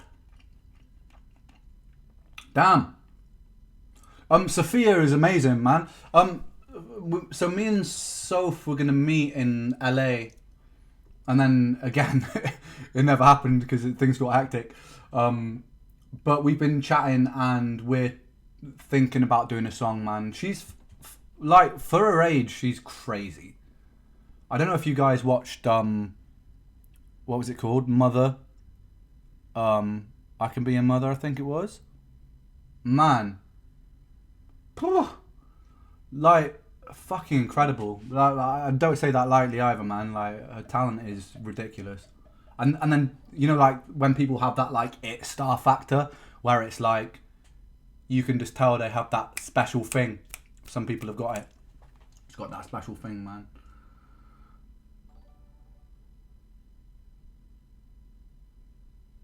I could be wrong. I think she's either 19 or 20. I think something like that. Disgustingly talented for that age, man. Fucking crazy. She, like, at the start she reminded me a lot of Billie Eilish, but then when I dug into the lyrics and, like, song, there's something that is very left field of that, actually. It's less pop, but there's a certain poetry in the lyrics that I love, man. System of a Down, always, every day of the week, man. I fucking love System. I was like a massive... Oh, that's another collaboration, actually. I don't know how I forgot about fucking Zach De La Rocha from Rage Against the Machine. That would be like a dream hip-hop collaboration for me. Like, I'd probably put that as my number one dream hip-hop collaboration would be Zach De La Rocha, man. What a fucking voice. What a voice. What a subject matter. Man, Rage Against the Machine. Best band ever. I love 21 Pilots. They're cool. He's a very, very creative guy, visually and musically. Really, really cool. Man. Yeah, Skinner Brothers. I was speaking about them earlier. We're already on it. We're making some bangers together. They've been cooking. Justin Hawkins, man. So Justin asked me if I wanted to come down to a studio at some point. I probably will. They've got a whole studio situation. I love that guy, man.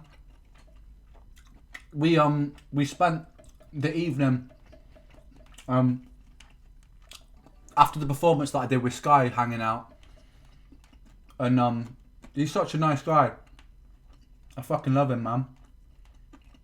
Like, he had a lot of time for me and a lot of respect, man. And yeah, in no way has his ego been like inflated by the music industry or anything like that. He's such a down to earth guy. Such a nice guy. Yeah, really, really, really, really cool guy.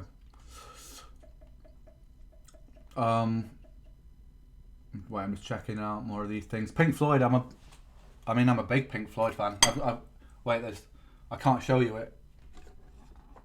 I'm not going to do that because my tech has been very precarious now, actually. I'm just going to break things if I touch it. But I've got a big Pink Floyd poster over there like now. David Gilmour is one of my favourite guitarists, man. I think that his choice of notes is so tasty. He's not like one of these flashy players. Like, give me David Gilmour over Slash any fucking day, man.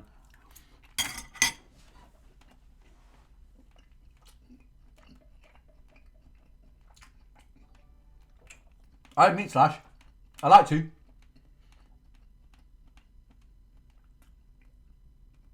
Oh, Jack White, yeah. All day, man. Jack White's so cool. I like he has got an obvious like hip hop influence to what he does, especially on his solo stuff. Actually, even in the White Stripes, man. Like some of those beats are so fucking hip hop. And the way that the White Stripes mix their records is like mixing a hip hop record, in that like it's very bass and drum forward. A lot of rock records, the drums sit a little bit further behind, but Jack White really fucking pushes those drums, man. Same with the raconteurs, mate. I love the raconteurs. A lot of time for Jack, mate. And his guitar tones are so sexy. I'm just music nerding out right now. His guitar tones are so sexy. Oh. Tom York is also great, yeah. Yeah. Radiohead. I've got to be in a very specific mood to get into Radiohead because it makes me very introspective and it makes me a bit like existential. Like if I'm going to put on OK My Computer, by the end of it, I'm going to be a bit like in a different place. But when I'm in that mood, it hits the spot. Fuck yeah, Tom York's a genius. Primus a fucking genius as well. I love Primus.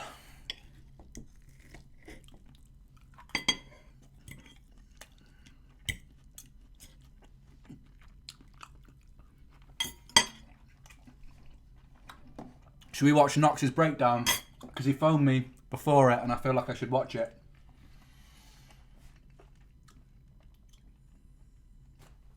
Alright. Let's do it. I haven't seen... Yeah, I wanted to watch it. But I might as well do it with you guys. I was going to do it by myself anyway. Knox Killer.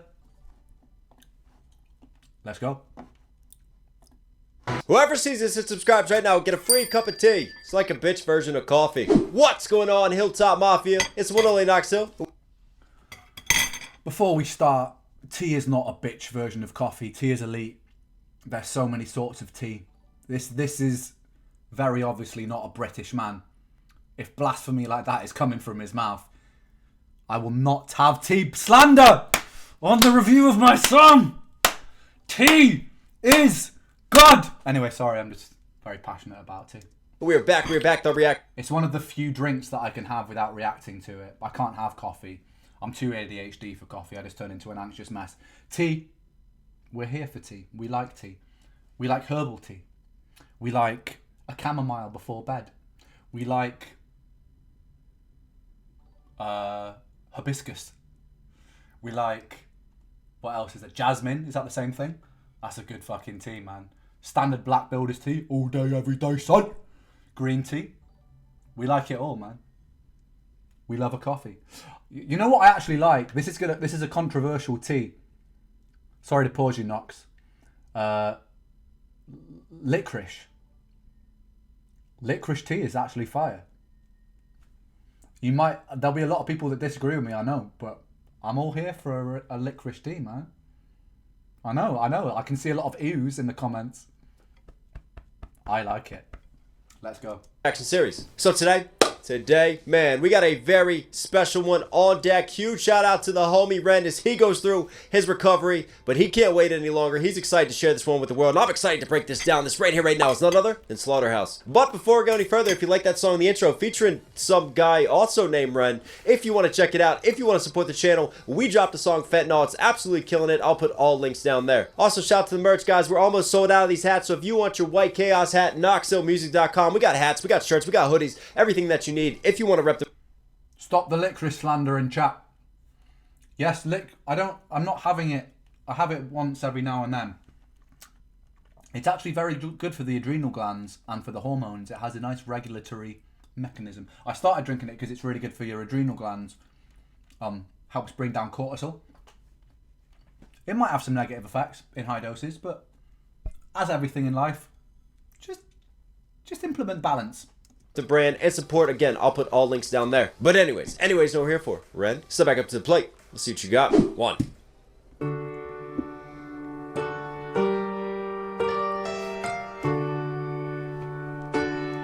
Oh, we're not, because I'm here, we're not actually going to see what Knox is looking at.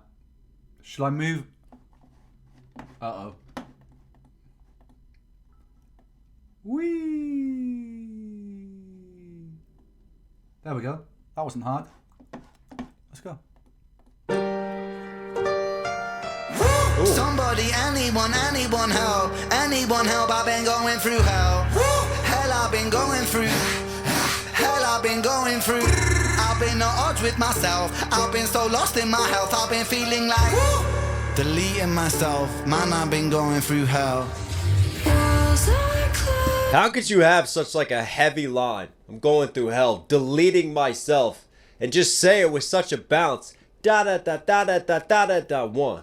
Da da da da da da da da da one. And then he takes the hell that he ended on and starts with hell I've been going through. I just love his rhythmic patterns and the pockets that he approaches with, man. The drippy flows. And we got some things to break down here. I mean, first off, we open up with this smooth ass piano. Typical Ren video. You start and you create the sense of intrigue, right? Where are we running? We're running along the floor, but you don't realize that just yet. You just see a crack. And for me, that crack in the floor, symbolic. And who doesn't love a slaughterhouse? I always wanted to be a butcher when I grew up. Wait, that's not a crack. What am I saying? That's a bloodline. Wow, see what I mean? Just that reveal. And then all of a sudden we open up to that. And then he cuts in, what in the Greek mythology is happening here? Elysium. That is, that's Greek afterlife. And he cuts in a couple other Greek words too, I think. Somebody, anyone help. Anyone help, I've been going through hell. Hell, I've been going. Hang on. That is, I thought it was always spelled with a U, Tartarus, right? Tartaros there. Did he Romanize it? That's still Greek mythology. That's the abyss that they used to chuck the Titans in. Wait, did I get a tap? That might just be me with a typo there. Let's find. I hope not.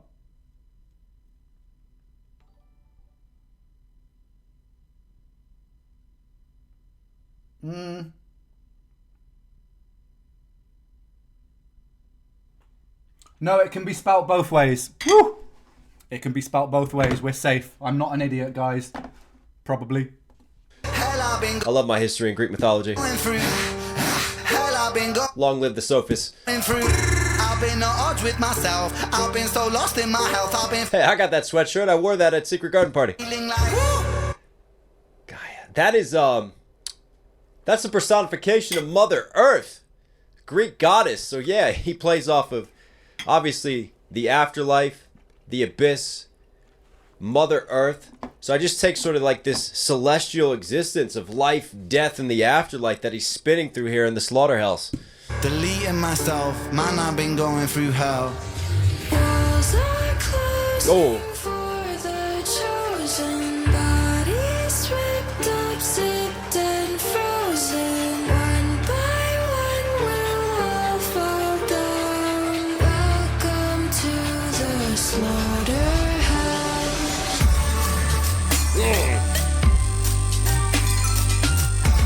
Wow.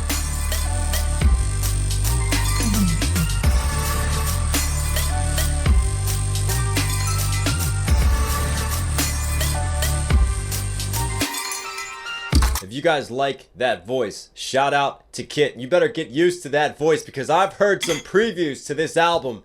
And yeah, there's gonna be some dope featuring of Kit. But for me, it's the production on this. It's the smooth melodies of this piano that all of a sudden kick into gear, almost like the machine in the mix. Just the way that everything else just hits. Heavier percussion. Like, I want to know what that sound is off to the side. It's almost like the whirring of a machine.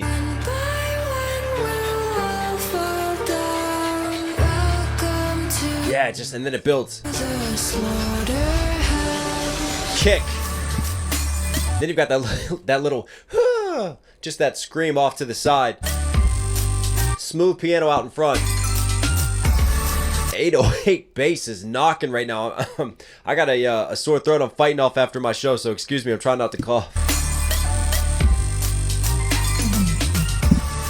And then right there, a little dum dum dum dum.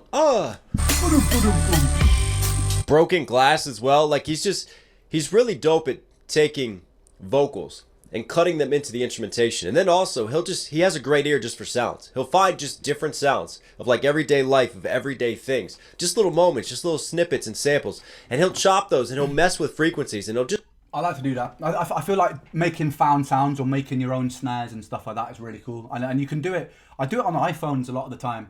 Like I'll just like slam a door, record that, smash something, record that.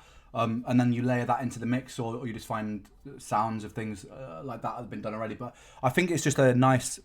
I'm definitely not the first person to have done that. There's lots of people who do that, but yeah, it's a nice way to get interest in sonics. Just find ways to cake them into the instrumentation, and it just makes for such flavorful sounds and just unique instrumentation throughout.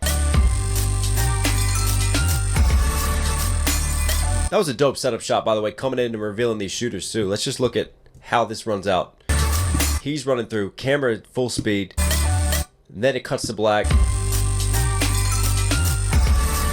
Yeah, just running along sort of that fence and panning along just as it cuts through the bars and with the lighting there.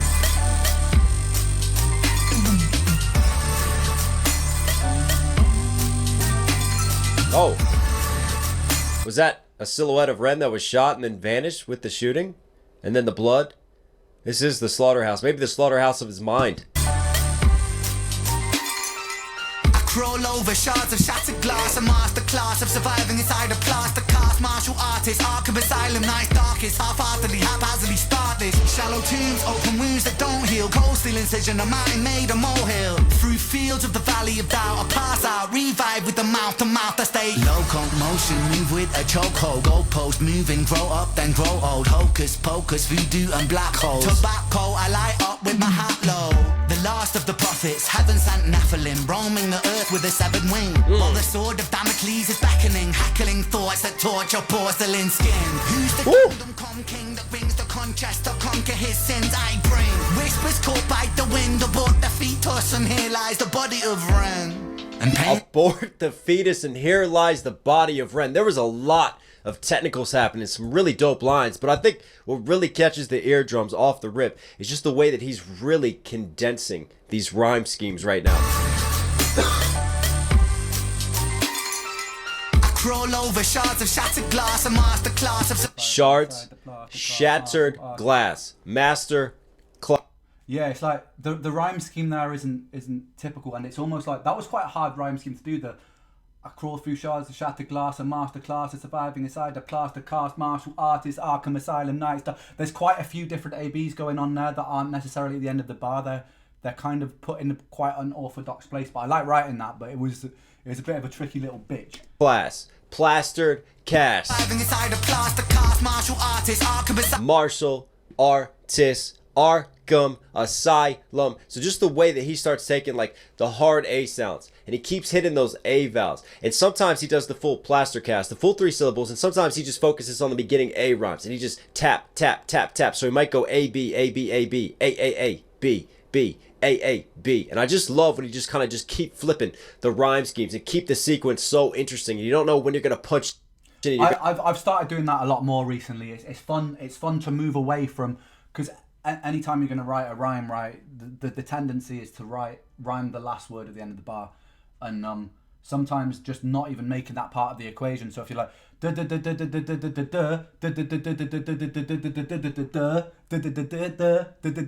that makes kind of sense. So that rhyme is always ending somewhere different on each line even. So it's not like you're rhyming the second word with the second word from the next line and the fourth with the fourth, but it's like it always changes. So it's almost like an unorthodox drunken monkey fighting style. Would you get me? Like it's fun. English is cool. Going to accentuate just those vowel sounds and making it all rhyme. Surviving inside a plaster cast. And, you know, this for me is him inside of his mind, him inside of his world of being a sick boy, right? And even right now as he continues to fight and he feels like he's going backwards right now. And it definitely feels like he's just wrapped in this bubble, in this plaster cast. But he wants to be out in the world. He wants to be out playing shows. He wants to be out with you. And yet it's so frustrating that he can't do that. And it's almost like you're just trapped in this just visceral slaughterhouse of destruction.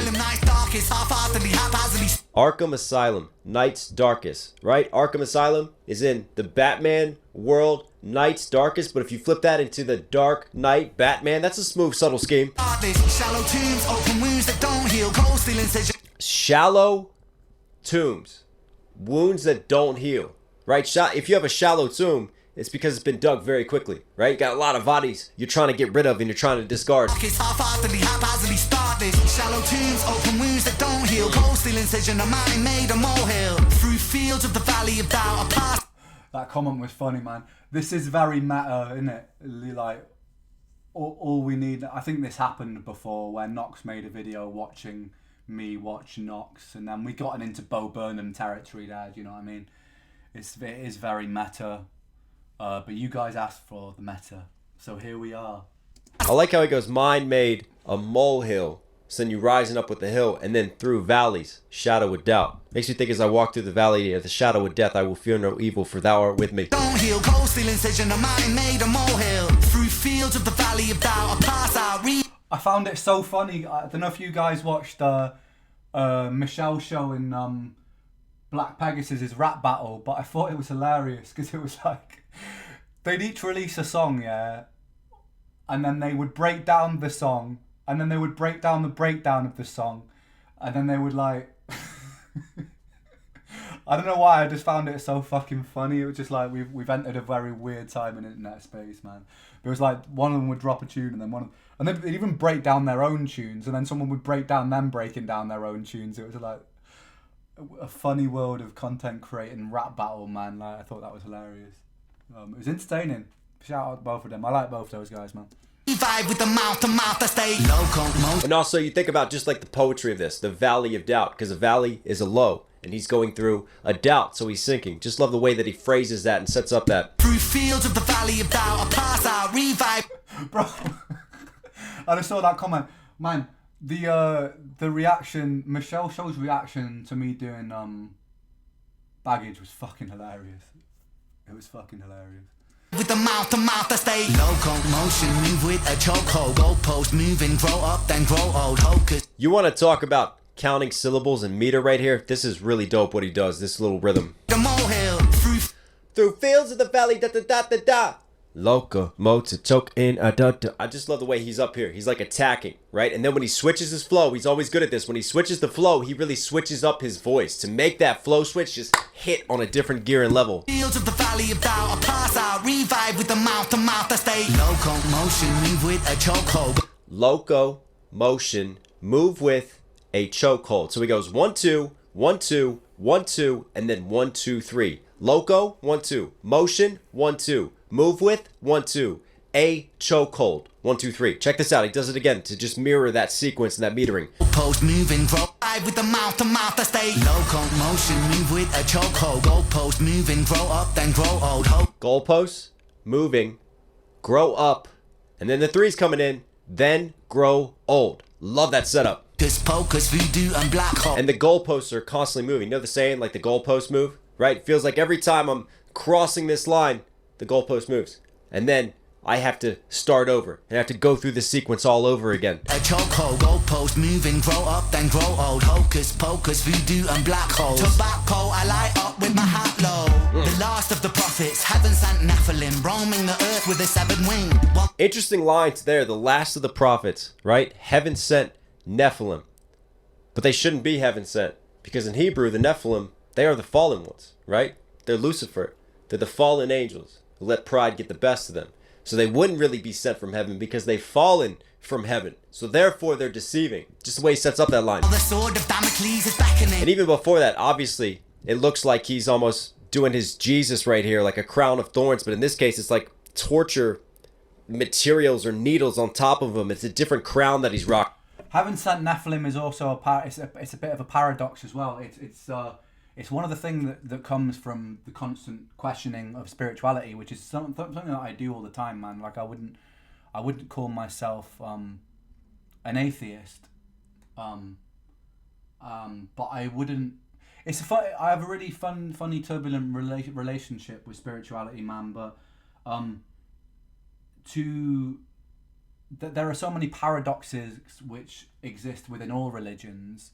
One of the big paradoxes about Christianity is, and one of the main questions that you would ask is, if there is an all-powerful, all-loving, omnipotent creator, why would he allow for suffering? Or if he was all-knowing and all-powerful, why would, surely he would anticipate and know the creations, when Lucifer was banished from heaven and became Satan and stuff like that. Surely there is an omnipotent being has some kind of expectations of that to happen, or some knowing, some deep knowing. So there's a lot of confusion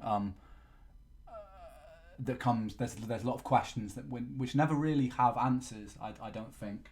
It'll be interesting to know what other people's opinions are. But I think more and more where I sit on the fence is, I wouldn't call myself a Christian necessarily, but I decide to believe in the thing that brings me the most comfort only because there is no answer. So I may as well side with the answer that makes me feel the best, if that makes sense. Because I think to deny everything, like with atheism, is to say that you know.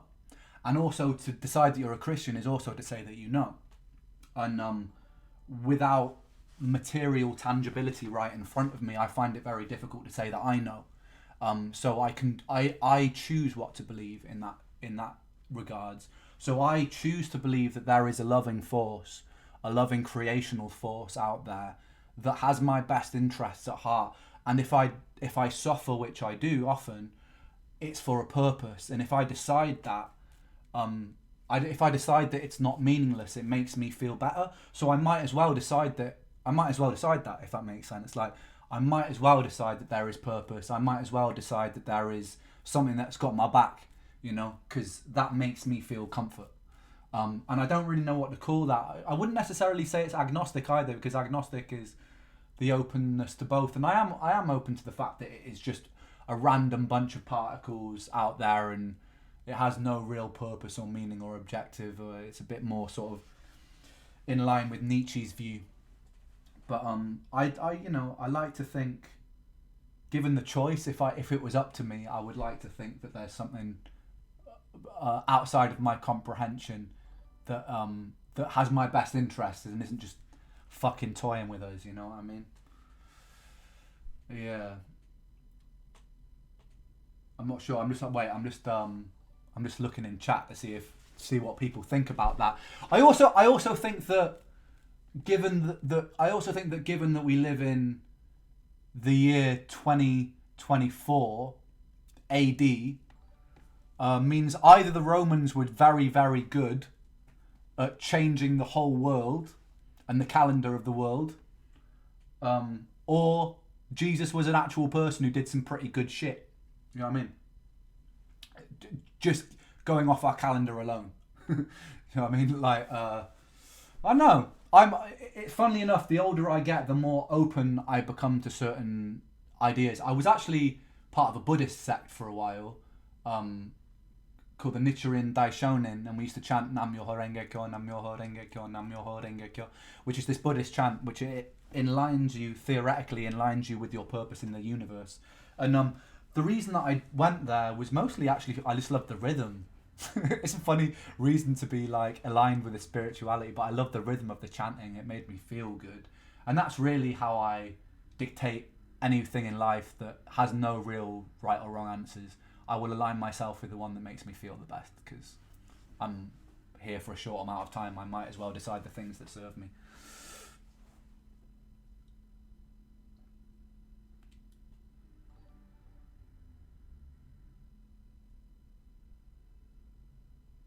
And I also think that my problem with August. Sorry, I've gone on a massive tangent. I'll get back to Knox in a second. I also think that like my my issue with a lot of organized religion is the fear that it imposes on someone. I think that to a degree we've all got an innate knowing and moral compass inside of us, which dictates how to act. And I think that we know when we go against that. I hope we know when we go against that. We know when we're being a dick, and we know when we're acting like righteously. I believe, and I believe that we should listen to that voice a lot, and we should live in a way that doesn't inflict harm upon other people, because it makes you feel better as well. If I'm harming you, I'm harming me. Really, if I'm consciously inflicting pain on you, it's because I'm feeling pain and I'm trying to express that pain by inflicting it and taking it out on someone else, or I'm internalizing it on myself, and that's where things like depression and anxiety are born. But I think that one of the things that makes me feel the best is the projection of love, like outwards, and trying to make someone feel better, because if I'm helping heal somebody else, I'm also helping heal myself. I firmly believe that, man. I firmly believe that, and that's not necessarily a spiritual belief, I wouldn't say. That's just called being a decent person, man.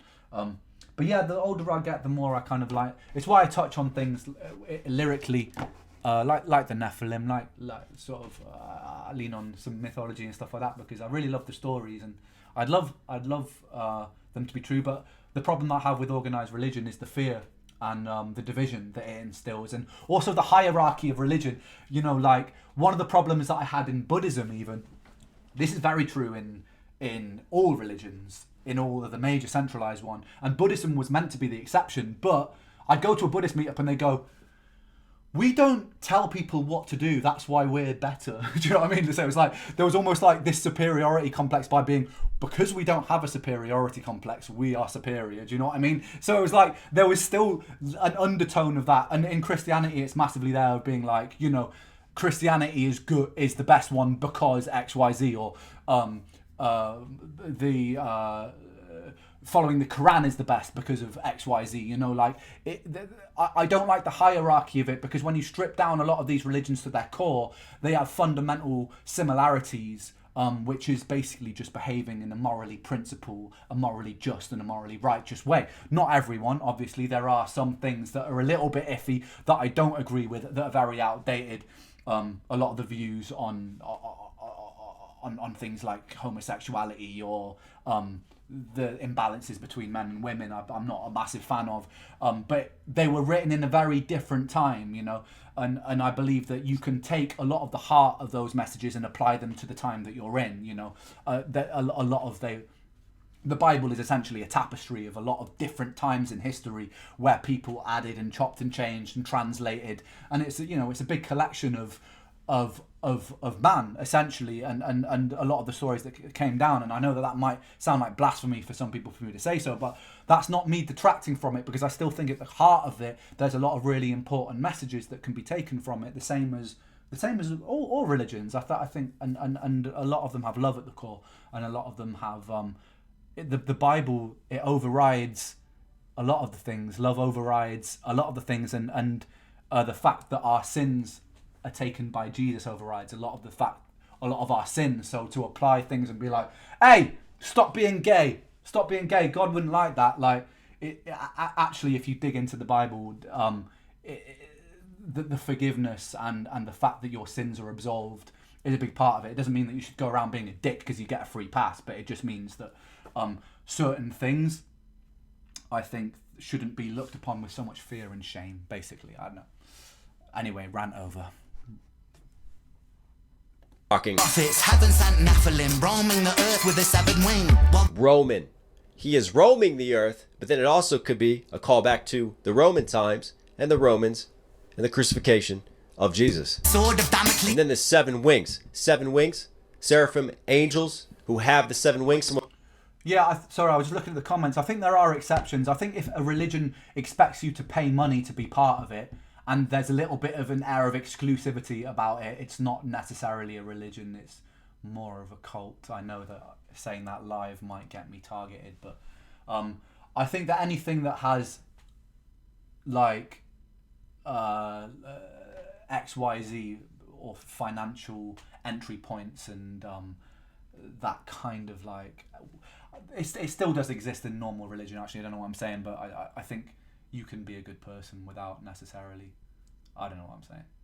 Just carry on. Of the highest angels, according to the Lord. So we have some more religious imagery going on throughout this. Of the prophets, heaven sent Nephilim, roaming the earth with a severed wing, while the sword of Damocles is beckoning, heckling thoughts that... Sword of Damocles is beckoning, right? Heckling thoughts. Just love the way that he slant rhymes that into it. But the sword of Damocles, shouting back to Greek mythology again, sword of Damocles. For me, I always imagine the sword of Damocles as like calling on the ended signs, which could forward to the Bible and Revelation, but it just means, you know... This sword is a remake of one of the Lord of the Rings swords. It's just what we had. I've forgotten the name of it. Someone told me the name of it. It's a Lord of the Rings remake sword. Destruction, death, ill omens are coming upon us. Your porcelain skin. Who's the kingdom come king that brings the contrast to conquer his sins? Kingdom come Jess. Wow, there's some coming. That's how babies are made. But also he's playing off of the C alliteration right here. Love to switch up again. Porcelain skin. Who's the kingdom come? That almost looked like a Lord of the Rings sort of shout out right there. You got it. One of the ring race, or even like Sauron himself just like swinging down right there. Yeah, that's dope. Bro, also shout out to the costume. Brigitte did an amazing job designing that costume right at the last minute. The red veils with the crown of thorns. I thought that looked dope. Who's the kingdom come king that brings the Wanted just like there's different shots where it feels like he's just trapped. He's behind like this sort of plastic bubble wrap. He has this mask on. And for me, again, this is a lot of visual, just raw representations of his mind frame, but also his physicality and him dealing with his sickness within this world. Just feeling like he has to be almost protected. Like he can't even go out into the world. And he's trapped, right? And he's trapped within his own cyclical world of his own health. Bite the wind, abort the fetus, and here lies the body of Ren. Abort the fetus, and here lies the body of Ren. Not if you're in Florida, Ren. Whispers caught by the wind, abort the fetus, and here lies the body of Ren. And pain makes men out of boys that were lost. It's across to the home. I'm not gonna open that can of worms right now. Actually, I was about to open a can of worms. Some get body back. That's a great line right there. Hang on. Caught by the wind, abort the fetus, and here lies the body of Ren. And pain makes men out of boys that were lost. It's across to the home. Pain makes men out of boys who were lost. That's so true, because we start off with this childhood innocence, and then loss happens, and pain happens, and angst, and as we grow up and mature, right, it does make us mature, and we lose just that sense of happiness with the world. Chat's talking. I think that if it I've got to be very careful here. If it's to do with a man, a man's biology and physiology, then men should vote on it. If it's to do with a women's physiology, women should have the final say. That's my belief in the matter. I believe that in terms of America, it should be primarily decided by women. Whichever the side of it fancies, the side of the fence it lands in a democratic society. You know, it was collectively discussed. It's not being collectively discussed in a healthy way at all. It should be, because there is actually merit. I'm not just out here going to be like blindly disregarding one side. I think there's merit to both sides of believing that sentient life can appear in a womb, but I believe that the decision should be spearheaded by women. That's what I believe. That excitement, that enthusiasm. We almost become corrupted with adulthood. Anyways, I'm going to let this run some more, and then we'll come back and break more down. Some get body bags, it rag tagged, and it still hurts low key. These concrete streets breed wolves from sheep in the land of the holy. And the legend don't die, I love that guy, this one for the broskies. Pedal to metal, you know how he.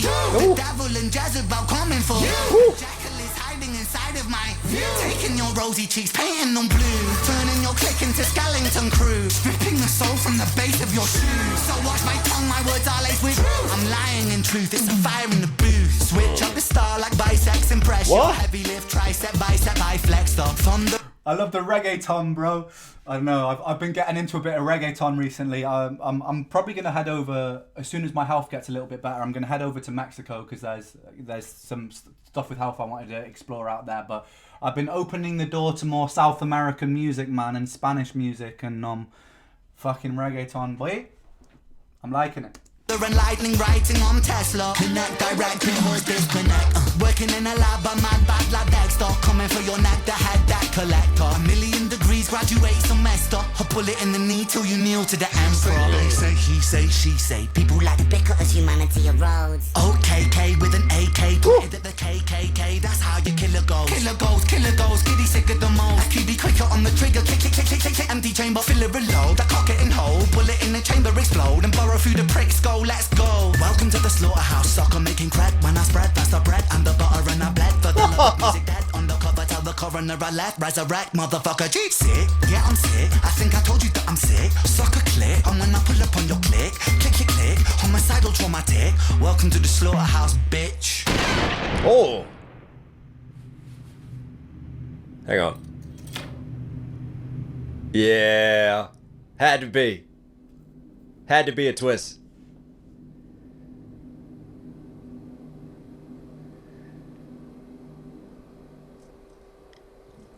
I think for Ren too. That's not the sick boy. The sick lamb? Sheep being led to the slaughter? It's a bunny rabbit. I think It's Johnson, man. I know I'm Welsh, but Johnson isn't a sheep. He's a bunny. He's a bunny. There's a reason. a theme that I find throughout a number of Ren's music, especially the last album, is this concept of almost anarchy and destruction. And for Ren, it's not just an institutional destruction; it's a destruction of self. It's almost like he plays off of this because he's been so close to death, and he's been forced to really think about life and the value of life, and also. I believe that the external world is really just like growing off Knox's point here. I believe that the external world is a reflection of the internal world, and I believe that one of the reasons that we're experiencing so much disharmony in the world at the moment is because, again, something that I talk about a lot, profit before people influences decisions in a negative way. And so a lot of the foods that we're consuming, a lot of the lifestyle choices that we're making are creating disharmony in our own bodies. Even if we don't necessarily feel it and we haven't got chronic diseases, there is still a kind of attack on the health of the cells, because science is biased to profit as well. So like a lot of what we're choosing, a lot of our agricultural means, we're kind of rendering soil a lot unhealthier than it used to be before when we were growing crops and stuff like that. And it's because of profit, and it's because of trying to cut corners and maximize profit margins, and this disharmonious internal state. And also as well, that's just one element of it. Also what we feed ourselves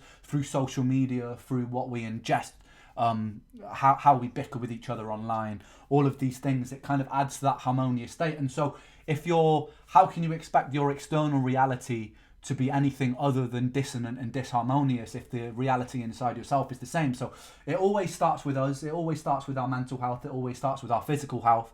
And me more than ever, I'll preach about physical health because I have to work harder than most to make sure that I'm a functional human being. But anyone can really take those steps. I think that it's a really important thing to do to make sure that your internal world looks great, because once your internal world looks great, you can create basically the external will follow. If you're feeling healthy in your side, if you're feeling dissonant, confused, angry, annoyed inside, that's going to come out, that's going to be projected onto other people. So I really feel like taking care of ourselves is such an important thing to do, which has far-reaching implications other than just looking after ourselves. I think we look after the whole world when we start to look after ourselves. And yeah, I agree what he said there. Contemplate and deal with death, and the prospect of just being ill and fighting that and the unknown and the uncertainty, that creates its own forms of trauma. And I think he's always been infatuated with this ideal of, almost like killing oneself in order to have this new reincarnation, this new nirvana, this new spiritual rise. And that, yeah, I think that breaking some really interesting points here at the end. I think that like the samsaran cycle, if guys know about samsara, the eternal cycle of rebirth and death. There's a beautiful film actually. It's called Samsara. It's just 2 hours of visuals. So it's beautiful, beautiful cinematography. I really recommend checking out Samsara, man. But the Samsara concept it's like a Buddhist. I think it's a Buddhist rooted concept, but it's of like trying not to be so attached to things, because destruction and creation is all part of the same process. There's a beautiful scene in it where these Buddhist monks, they I think it's in Tibet, they make this beautiful structure out of coloured sand, most gorgeous thing, and then the second that it's created, he just swipes it away. And there's something so beautiful and powerful about that. I thought that like you'd spend so long creating something amazing with painstaking work just to destroy it straight away. But I thought it was a really beautiful condensed metaphor of just creation and life itself. And yeah, I mean, the concept of death and rebirth and life is really in the periphery when you have to. I mean, for me, since I was 19 years old, I've had to live with the reality that my health could just take a turn, and I might not be here. So like I've had to really make peace with my own mortality. And it's something that I think about all the time. It's like, what if I was to die tomorrow? Do I feel content with my contribution, and how do I keep being a better person so that if because it's inevitable, it's coming for all of us at some time or later. So it doesn't have to be this big sad thing. It doesn't have to be this big scary thing, because it's part of the parcel of life. Once you're born, we are heading to our inevitable demise, and that doesn't have to be a sad thing. It's just part of the parcel. And like, so I think by keeping it in your periphery, it really teaches you to be a better person, because it's like, if I build an empire on material things, like a big garage full of sports cars and this huge house, and I have multiple houses and etc., like, really, when all is said and done, I'm probably not going to be lying there going like, oh, I'm fucking so glad that I bought that Corvette. Like, I'm probably going to be thinking about the things that I did, the actions that I took, and how I tried to leave a footprint, and what that looked like. So I always try and use that to steer my moral compass. Obviously, I'm a mere mortal, so I am at mercy of the frivolous hedonistic pleasures of life, like all of us are, and sometimes I indulge in them quite a lot. But I try within that to do no harm to other people, and I try and do it with a good moral compass, And I think being aware of death kind of helps that there. So yeah, death is a huge subject matter in my work, actually. I guess because it's always in my periphery, man. That's killing the doubts of oneself, killing the pride of oneself, right? Just like that identity, and just having sort of that slaughterhouse, and almost that just like analytical butchering of oneself in order to hopefully find something greater. Because he doesn't just end on that negative note, that note of dark clouds and death, and this is the end and this is final. For him, there's always that death, but then there's that hope of what's next, and there's that resurrection, like that phoenix rising up. And I think and again, like, coming back to spirituality, it's because it always is there. Like, when I am rendered to dust, something will take its place, and whatever that is, if it's my body decomposing and turning to dust, I've taken another form. If it's a reincarnation, like they believe in some religions, if it's a soul going to heaven, if it's like, if it is simply nothingness, and it's just stillness, it all just takes a different form. So there is always something else, even if that something else is nothing else. So I honestly, I know I get upset about my health and stuff. That's never because I'm afraid of dying. I've actually really made peace with dying. I'm afraid of suffering. I'm afraid of being alive and suffering for the rest of my life. I'm really scared of that. I'm really, really scared of that. And I know part of the Buddhist philosophy is to accept suffering as a lesson. But it's still something that I haven't truly accepted. Like I still have a huge fear that the majority of my life will be spent in pain.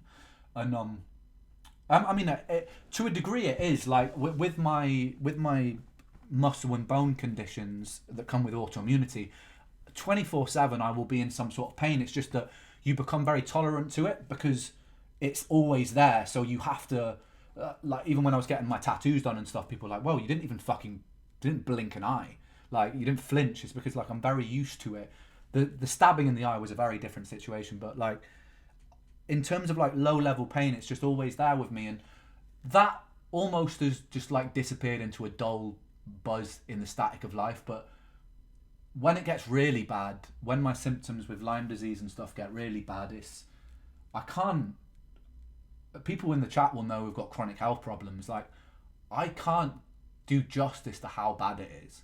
Like, I can't, because I've had COVID, like 6 or 7 times. I had flus and meningitis before I got really ill and things like that, and I can honestly say it was a fucking walk in the park. And I don't mean that to take away from anyone going through something like long COVID, because I know that comes with its own, the whole fear of how long it's going to last. But like, it honestly, like any of those things compared to like Lyme disease, and I'm not also meaning this. This is just a very subjective experience, by the way, for me, because I know that all we have are our subjective experiences. So I'm not saying this to belittle anything, because I know that I said something before about self-victimization, and a lot of people took that offensively, but I was actually talking to myself in that respect, and I'm talking to myself now. It's fucking horrible. It's fucking horrible. I can't really do justice to how horrible like autoimmunity and the related conditions are, and also the fear of never knowing when it's going to stop. Yeah, and if anyone who's healthy who's watching this, one of the things that I would love to do, well, I was talking about legacy and stuff like that, is leave a kind of imprint on that space to either help people going through chronic illness feel less alone, or help people who aren't going through it understand some of the misconceptions about it, and feel a little bit more sympathy and empathy towards it, because I know that a lot of people become misunderstood, and people just think that they're maybe not trying hard enough, or people think that they're I don't know,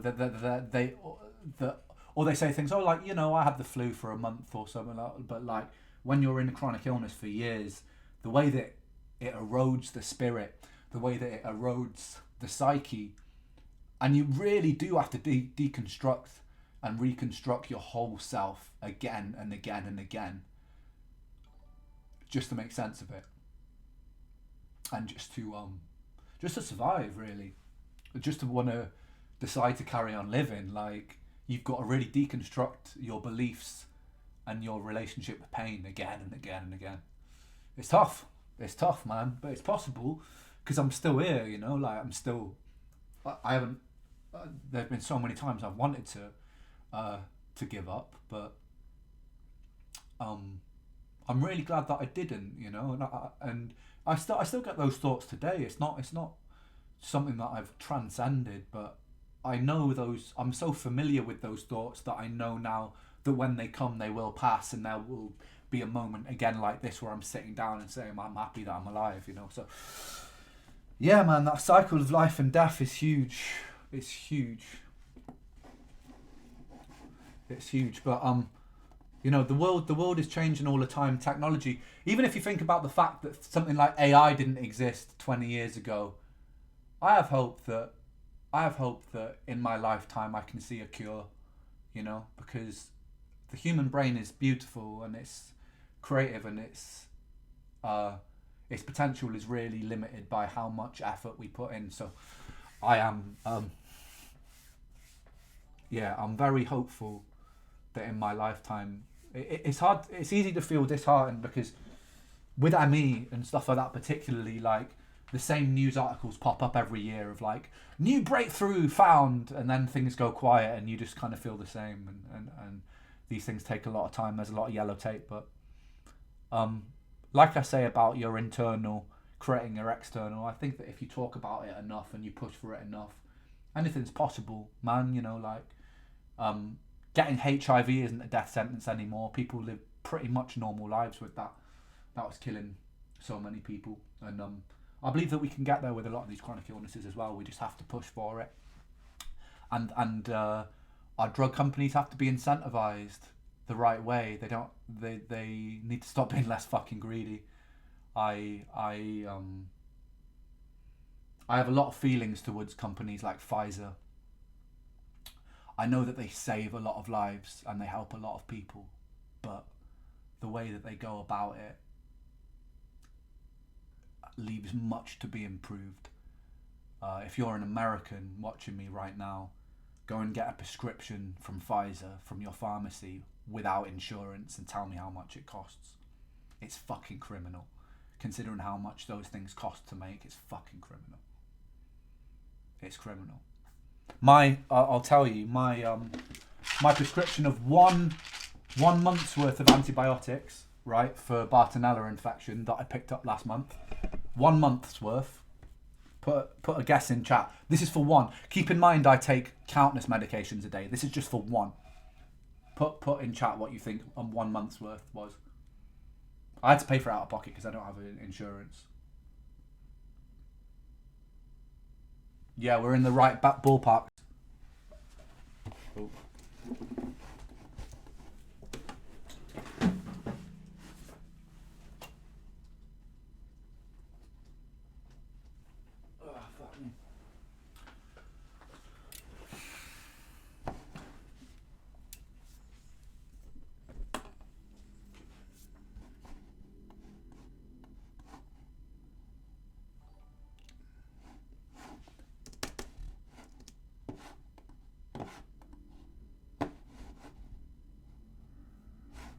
Oh, am I still live?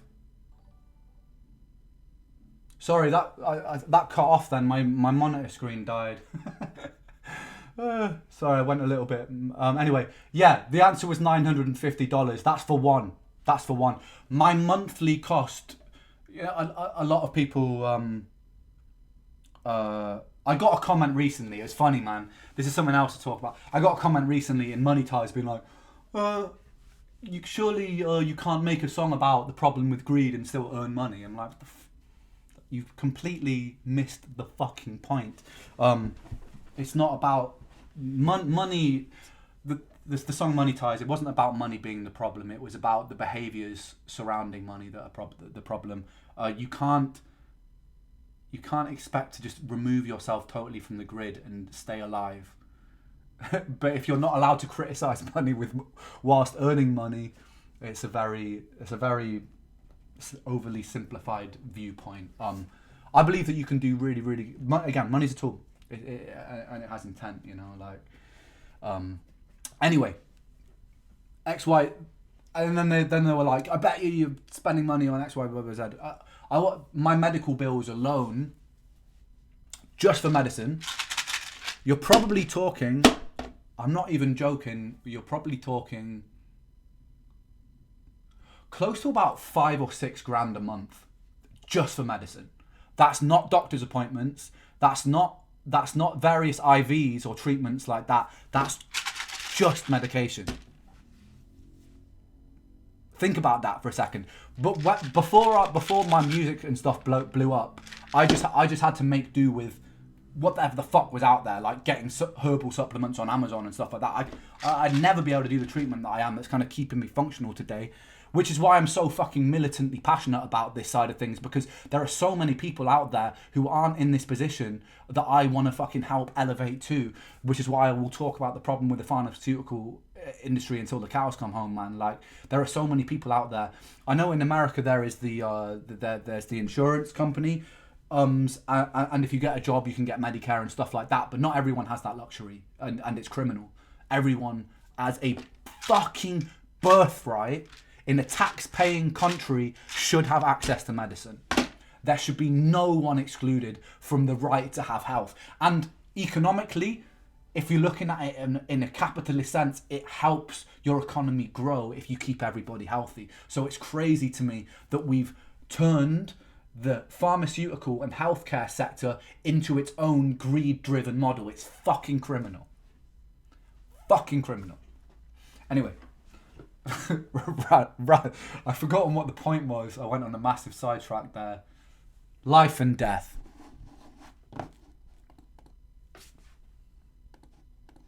And that metaphor and that death and just killing all the voices in his head and finally just silencing them and all the doubt. And even right here when he cuts through the plastic and he finally is like trying to enter into our world, right? And sort of break the fourth wall there with the viewer and some of the looks that he gives, right? And just some of the acting. I mean, some of his facial expressions are priceless right now. I mean, he looks like he just got off the toilet of the porcelain throne right there. And he had a really good one. I mean, that came out solid.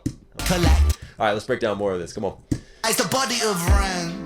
And pain makes men out of boys that were lost. It's a Notice another flow switch accompanied by another production switch. It's almost like songs within songs with Rent. And I just love how he's so versatile and he keeps it so interesting with his music. It's not the same instrumentation all the way throughout. He's constantly just doing counter melodies, just switching things up, new sounds, new elements introduced, every like set of bars. I think that's probably my ADHD's fault, man. I get bored. That's the reason that I flow switch so much in songs, is because I'll do something for like 8 bars and I'm like, I'm bored of this now and I want to switch it up. It's probably ADHD, man. And every time, you don't know what's around the corner. to the homies. And some get body bags, zip bag tagged, and it still hurts low key.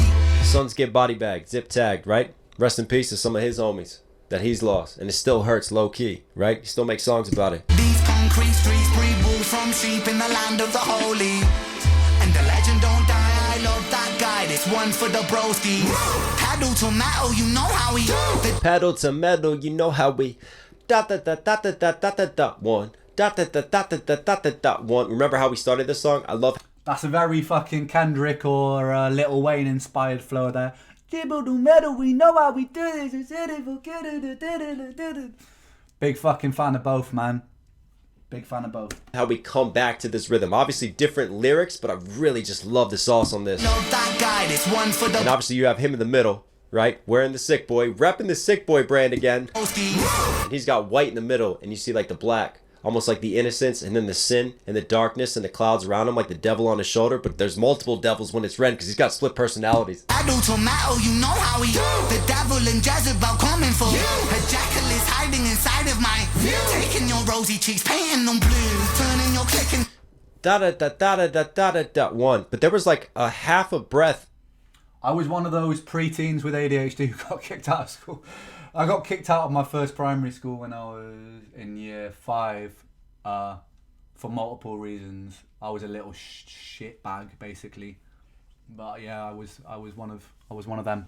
But I wasn't diagnosed with ADHD until I was like in my teenage years.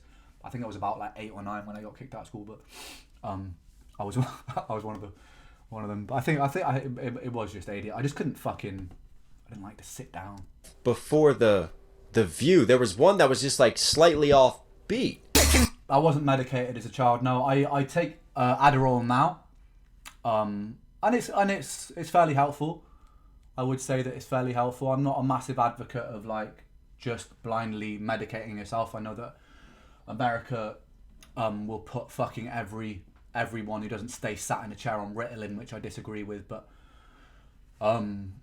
it's not as bad in the UK. But there's I've forgotten the one in the UK. We prescribe one in the UK that's not Adderall or Ritalin. It's a different one. But the overprescription of antidepressants and pharmaceuticals without first having tried to address your diet, exercise, frame of mind patterns is a bit silly in my respect. But medication can be really helpful in certain instances, and the Adderall is actually quite helpful for me. to Skellington crew, stripping the soul from the base of your shoes. So watch my tongue, my words are like. And then right there, ripping the sole from the base of your shoes, like the sole of your shoe. But also I take it as like literally ripping your soul out of you. I'm lying in truth, it's a fire in the booth. Switch up the star like bisex and press. And right here, what in like just like the Latin rhythms, almost like reggaeton sort of percussion. It's dance vibes right here. Give me the glow sticks. I'm streaking through the club. I'm lying in truth, it's a fire in the Just to come out of that, and he uses do do do do, and that percussion kick happens, switch up the star like bisex and press your heavy lift. and then it all just switches. Oi, is that true? Are we on trending music? Hang on, I'm just going to sorry, interrupt Knox very quickly. Let's go. Are we trending? Hey! Brrr. We're number 19, baby. That means it's gonna climb because that's quite an early. Trend. So hopefully we're gonna get it up, man. Keep fucking playing the tune, man. I'm sorry if it's getting late. Someone said they got school tomorrow. I'm actually gonna wrap this up once Nox's video is finished because I need to get on with my life. I've been streaming for a long time. Let's finish this video off and then I'm gonna love you and leave you guys. Just up, almost like beheading the king. Makes me think of like the sword of Damocles right there, and he's cutting his own head off, right? That bicep I flex the thunder and Bicep, I flex ya. Flexing a bicep versus him flexing. lightning writing on Tesla. Thunder and lightning riding on a... Yeah, you'll be able to rewatch these. I'm gonna try and re-upload streams on Run Make Stuff, by the way. So if you haven't caught the beginning of the stream and you want to watch me bawling my eyes out like a little wuss, then you can watch the earlier bit of the stream as well. A Tesla? Working in a lab, a man bad like Dexter coming for your neck. Working in the lab, a man bad like Dexter. Shout out to Dexter's Laboratory. But also like he's in the lab, creating, doing what he does. Working in a lab, a man bad like Dexter coming for your neck, the head that collector. 1,000,000 degrees, graduate semester. Coming for your head, the head debt collector. He comes for head. I know, guys. I was just being facetious, man. It's good to cry. Let it out. Let it out, mate. I'm just being a rant.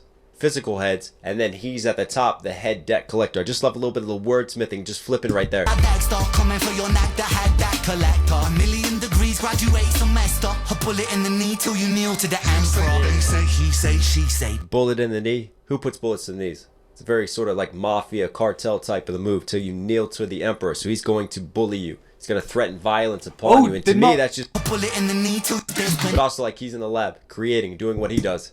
Working in a lab, a man bad like Dexter coming for your neck, the head that collector. 1,000,000 degrees, graduate semester. Coming for your head, the head debt collector. So he comes for heads, physical heads, and then he's at the top, the head debt collector. I just love a little bit of the wordsmithing, just flipping right there. Dexter coming for your neck, the head that collector. 1,000,000 degrees, graduate semester. A bullet in the knee till you kneel to the emperor. They say, he say, she say. Bullet in the knee. Who puts bullets in the knees? It's a very sort of like mafia cartel type of the move till you kneel to the emperor. So he's going to bully you. He's going to threaten violence upon you. And to me, that's just like greater just reflections on the violence within this world, right? You have these different religious themes. You have these mental health themes. You have these societal. I'm just checking to see if I got one past Nox. I'm just like, these days, the only reason that I write songs is to try and get ones past Nox. Let's see if he caught it. Themes that he's dealing with throughout this and mixing into his lyricism. You wait semester, a bullet in the knee till you kneel to the emperor. They say, he say, she say. I think he didn't say it. 1,000,000 degrees, graduate semester. It's a very simple one, but I think it slipped under his radar. 1,000,000 degrees temperature, also 1,000,000 degrees, a degree, a diploma, graduate semester. I think I got it past him, man. People like bicker as humanity erodes. OKK with an AK pointed at... He say, she say, they say. People like to bicker as humanity erodes, and it's so true. I mean, how divided and how much do we have bipolarity in this world, especially after the USA election. I've been making videos on this and just trying to get people to come back around to the world of respect and treating other people the way that you want to be treated, but it seems too difficult on social media. It's all about rage baiting and hate clicking. She say, People like bicker as humanity erodes. okay. That's up to us, though. Be nice to each other, everybody. KK with an AK pointed at the KKK. That's how you kill a ghost. Kill a ghost. Obviously, KKK wears white sheets, so looking like a ghost, but that's how you kill a ghost in this sense. OKK with OKK, AK, KKK. Love the flips. AK pointed at the KKK. That's how you kill a ghost. Kill a ghost, kill a ghost. Giddy say. I think that's actually one of my other favourite lines in it. The OKK with an AK pointed at the KKK. That's how you kill a ghost. I love that line. Get the most. QB quicker on the trigger. Click. Empty chamber. Fill it, reload. I cock it and hold. Bullet in the chamber, explode. And burrow through the pricks. Go, let's go.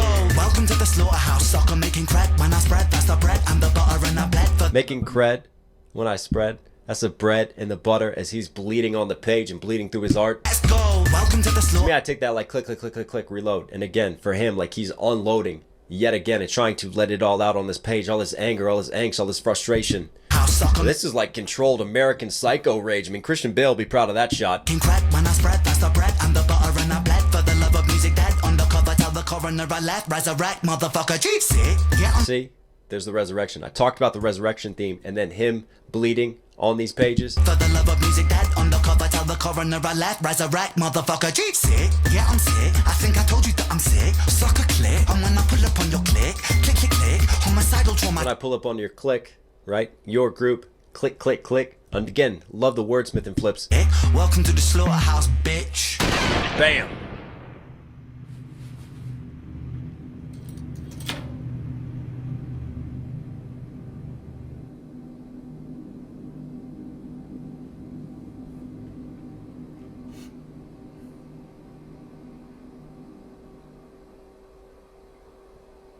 Hell yeah.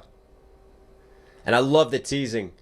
Feels like a new chapter, a new era. And it's Oh, a yeah, really baby. dope intro into the world of Slaughterhouse. Fuck Even yeah. though, as he said, we're not going to be getting a lot of rap tracks on the Slaughterhouse. So it's really interesting to open up with a rap track. But I think you're just getting ready to walk into the chaos of Ren. But like I said, man, I really love the production on this. Some really good MCing, some really good rhyming, just setups, fluid throughout. Ren, take care of yourself, homie. You know I love you. You were Knoxville certified. Hope you guys liked today's video. Listen Awesome. if you did. That was a good breakdown, man. That was very, very good. Yeah, hang on. Let me move this over here. Hopefully it doesn't glitch out again. Oh God, come on. Get on that other screen. Why this two-screen setup is eluding me. Come on. Get over there. Oh, maybe it's because this is... Meh. Can we do it now? Hey! There we go. Alright. Fuck yeah.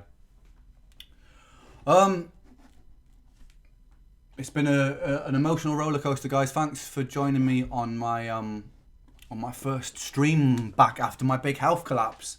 It's nice to be like somewhat back in the world of the living after like not a very great couple of months, to be honest. So thank you for joining me. And my very latest project. I'm really looking forward to sharing the rest of this record with you, man. It's fucking...